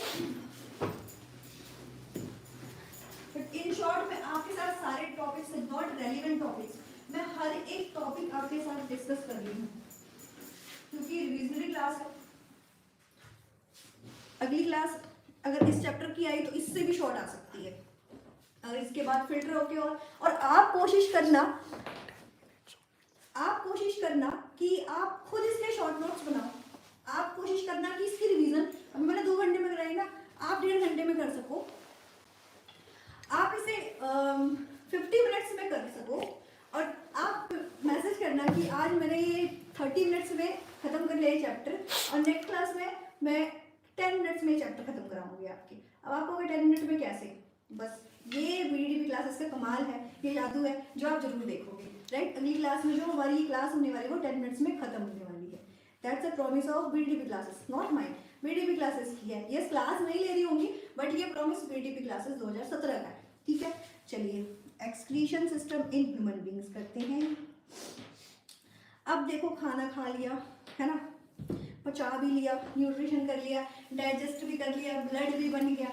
अब वेस्टफुल भी तो कुछ हमारे अंदर सॉलिड्स जो थे, जो वेस्टफुल, वो भी तो निकलने चाहिए, अदरवाइज नाइट्रोजन गैस पेट में भर जाएगी कूट के, और फिर क्या होगा, मतलब वेस्ट प्रोडक्ट। अब एक दिन खाया, 2 दिन खाया, 2 दिन के बाद अगर तीसरे दिन एक्सक्रीशन, 2 दिन छोड़ो, अगर दूसरे दिन अगर सपोज करो कि यूरिनेशन नहीं हो रही है, पानी की अमाउंट ही ज़्यादा हो गया ना, तब भी दिक्कत है, तब भी पता चले हम बिना कुछ खाए हमारी बॉडी स्वेल हो रही हो, राइट। एक्सक्रीट नहीं कर रहे हो, नाइट्रोजन गैस भर गया पूरा अंदर, इथेनॉल भर गया पूरा अंदर, क्या होगा फिर? परेशान हो जाएंगे, गैस चढ़ जाएगा सिर में, फिर दिन में तारे दिखने स्टार्ट हो जाएंगे, फिर तो बस फिर क्या होगा? फिर बस फिर क्या ही होगा, सोच लो गैस में क्या ही होगा, सिर पे गैस चढ़ गया फिर तो बस लगेगा बस हम हवा में उड़ रहे हैं, बस अब तो किसी तरह से छुटकारा मिल जाए, कोई दवाई दे दो सो दैट कि नहीं जो बन रहा है ना अंदर, जितने भी मीथेन गैस जितने बन रहे हैं ना, सारों को किसी तरह से तो खत्म कर दो, राइट। तो इस चीज़ के लिए एक्सक्रीशन बनाया गया, क्योंकि जो एक्सेस जो भी आ रहा है, जो भी गंदा है, जो हमारे लिए वेस्टफुल है हमारे बॉडी के लिए, वो निकल जाए सो दैट कि हम दोबारा इनटेक करें और दोबारा उससे न्यूट्रिशन, क्योंकि एक दिन का काम तो है नहीं कि ऑक्सीजन चाहिए या फिर प्रोटीन चाहिए या कार्बो चाहिए, हमें एक दिन का प्रोसेस तो है नहीं पूरे, और जितने भी लाइफ स्पैन है हमारी उन सारों के लिए है, तो जब तक निकलेगा नहीं, पुराना निकलेगा नहीं, तब तक नया आएगा कैसे, राइट। तो एक्सक्रीशन सिस्टम में है, excretory urinary system consist of kidney, uterus, urinary bladder और यूरेथ्रा।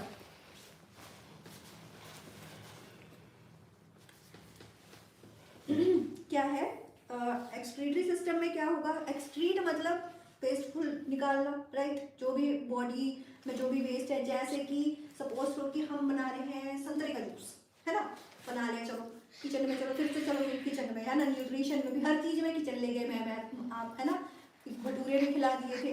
अब चलो, अब हमने मौसमी का जूस, अब काफी देर से बोल रहे हैं ना, तो जूस भी तो पीना बनता है, राइट। चलो जूस बनाते हैं, बना लिया, जूस बना लिया।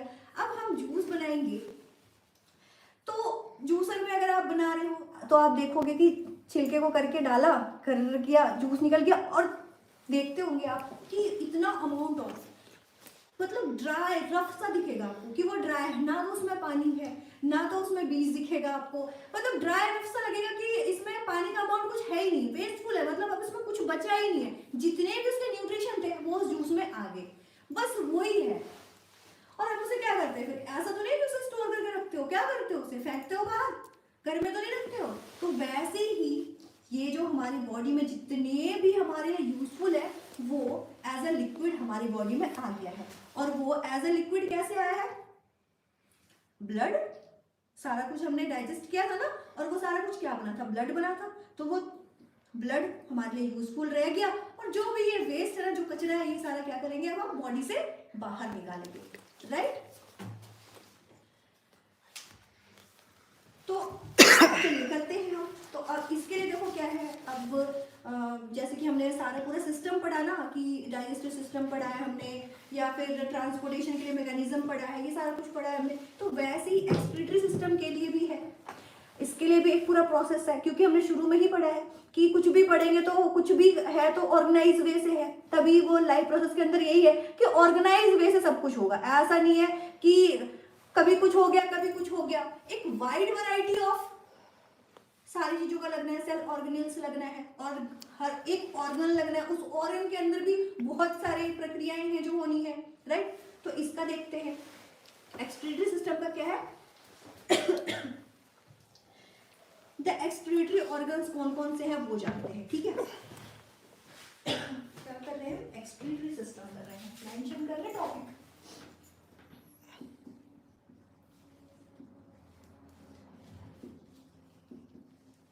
तो एक्सक्रीटरी सिस्टम है तो ऑर्गन्स होंगे इसके, एक्सक्रीटरी ऑर्गन्स। सबसे पहले तो बात कर ले किडनी की, है ना। किडनी का काम क्या है? किडनी का काम क्या है ये जानेंगे, राइट। नेक्स्ट यूट्रस,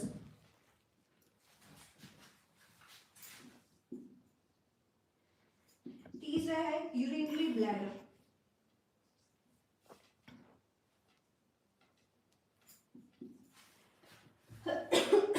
फोर्थ है यूरेथ्रा। ये चारों हैं ऑर्गन्स, जिसके थ्रू क्या होता है? एक्सक्रीटरी सिस्टम का जो भी काम है वो सारा संचालित होता है, राइट। तो सबसे पहले हम किसके बारे में जानेंगे? देखो एक्सक्रीशन हमें पता चल गया, इसके बारे में इंट्रोडक्शन देने की जरूरत तो नहीं है कि जो भी एक्सक्रीटरी वेस्ट, जो भी वेस्ट है वो निकलता है इसके थ्रू। अब देखो जो किडनी, सबसे पहला क्या है हमारा? किडनी।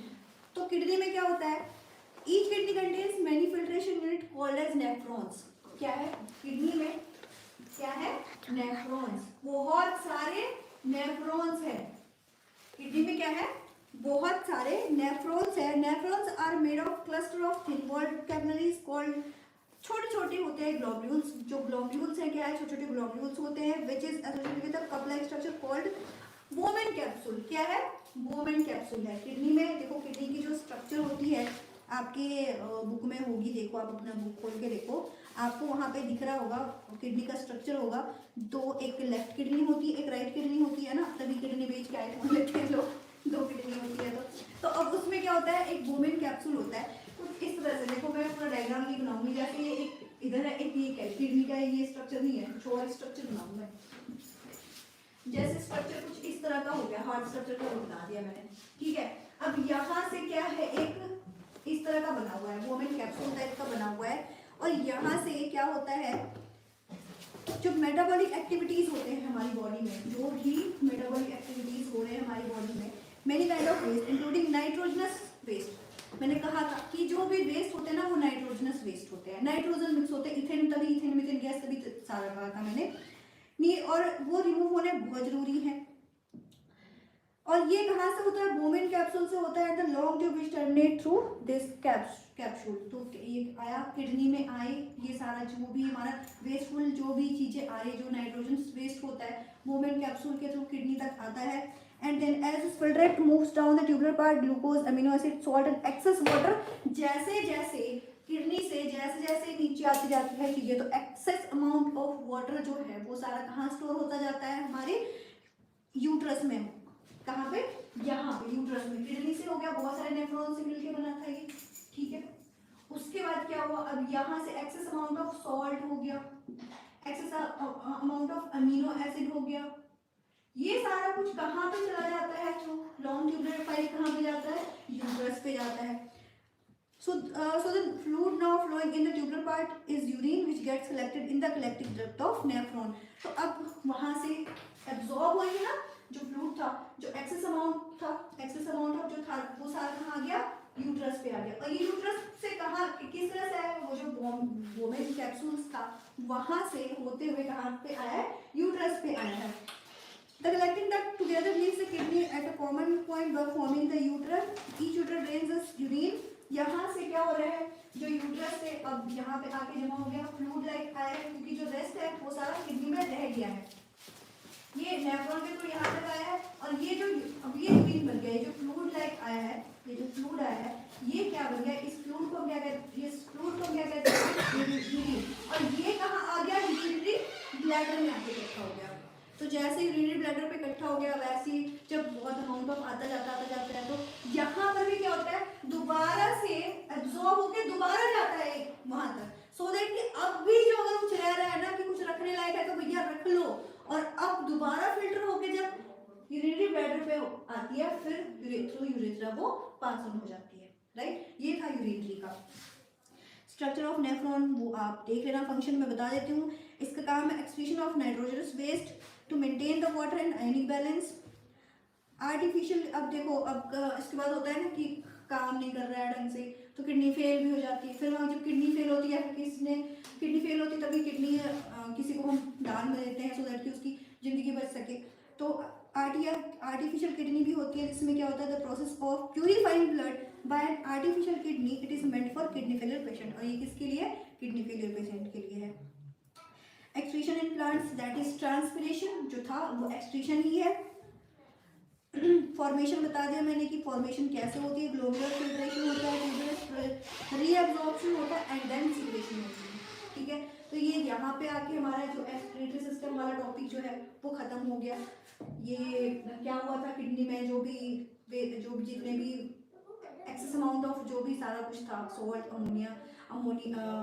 अमाइनो एसिड हो गया, फैट्स हो गए, जो भी है सारा एक्सेस अमाउंट ऑफ किडनी में आए, यहाँ से फिल्टर आउट होके थ्रू नेफ्रॉन की सहायता से यूट्रस तक आया है, यूट्रस ने फिर यूरिनरी ब्लैडर तक भेजा है। अब यूरिनरी ब्लैडर दोबारा भेजता है, ये दोबारा एब्जॉर्ब करते हैं, रीअब्जॉर्ब करती है कि अगर अभी भी कुछ रह गया है ना कि एक्सेस अमाउंट ऑफ ज़्यादा चला गया है ना, दोबारा एब्जॉर्ब करके फिर फिल्टर करके फिर यहाँ पे भेजती है, फिर प्रेशर बनता है एंड उसके बाद फिर यूरेथ्रा के थ्रू वो बाहर बाहर निकल जाता है, वो बाहर पास में जाता है इन हीटर। तो यहाँ पे आपकी हमारा एक्सप्रेशन खत्म हो गया है, मतलब लाइव प्रोसेस हमने खत्म कर लिया है चैप्टर। हमने इसमें क्या क्या पढ़ा है, एक स्नीकी मैं दे दूँ आपको। हमने इसमें न्यूट्रिशन पढ़ा है, न्यूट्रिशन में हमने ऑटोट्रॉफिक न्यूट्रिशन और हेटरोट्रॉफिक न्यूट्रिशन पढ़ा है, राइट। उसके बाद सेकंड हमारा क्या था, सेकंड था रेस्पिरेशन। रेस्पिरेशन भी हमने दोनों का पढ़ा है, respiration in animals, respiration in plants.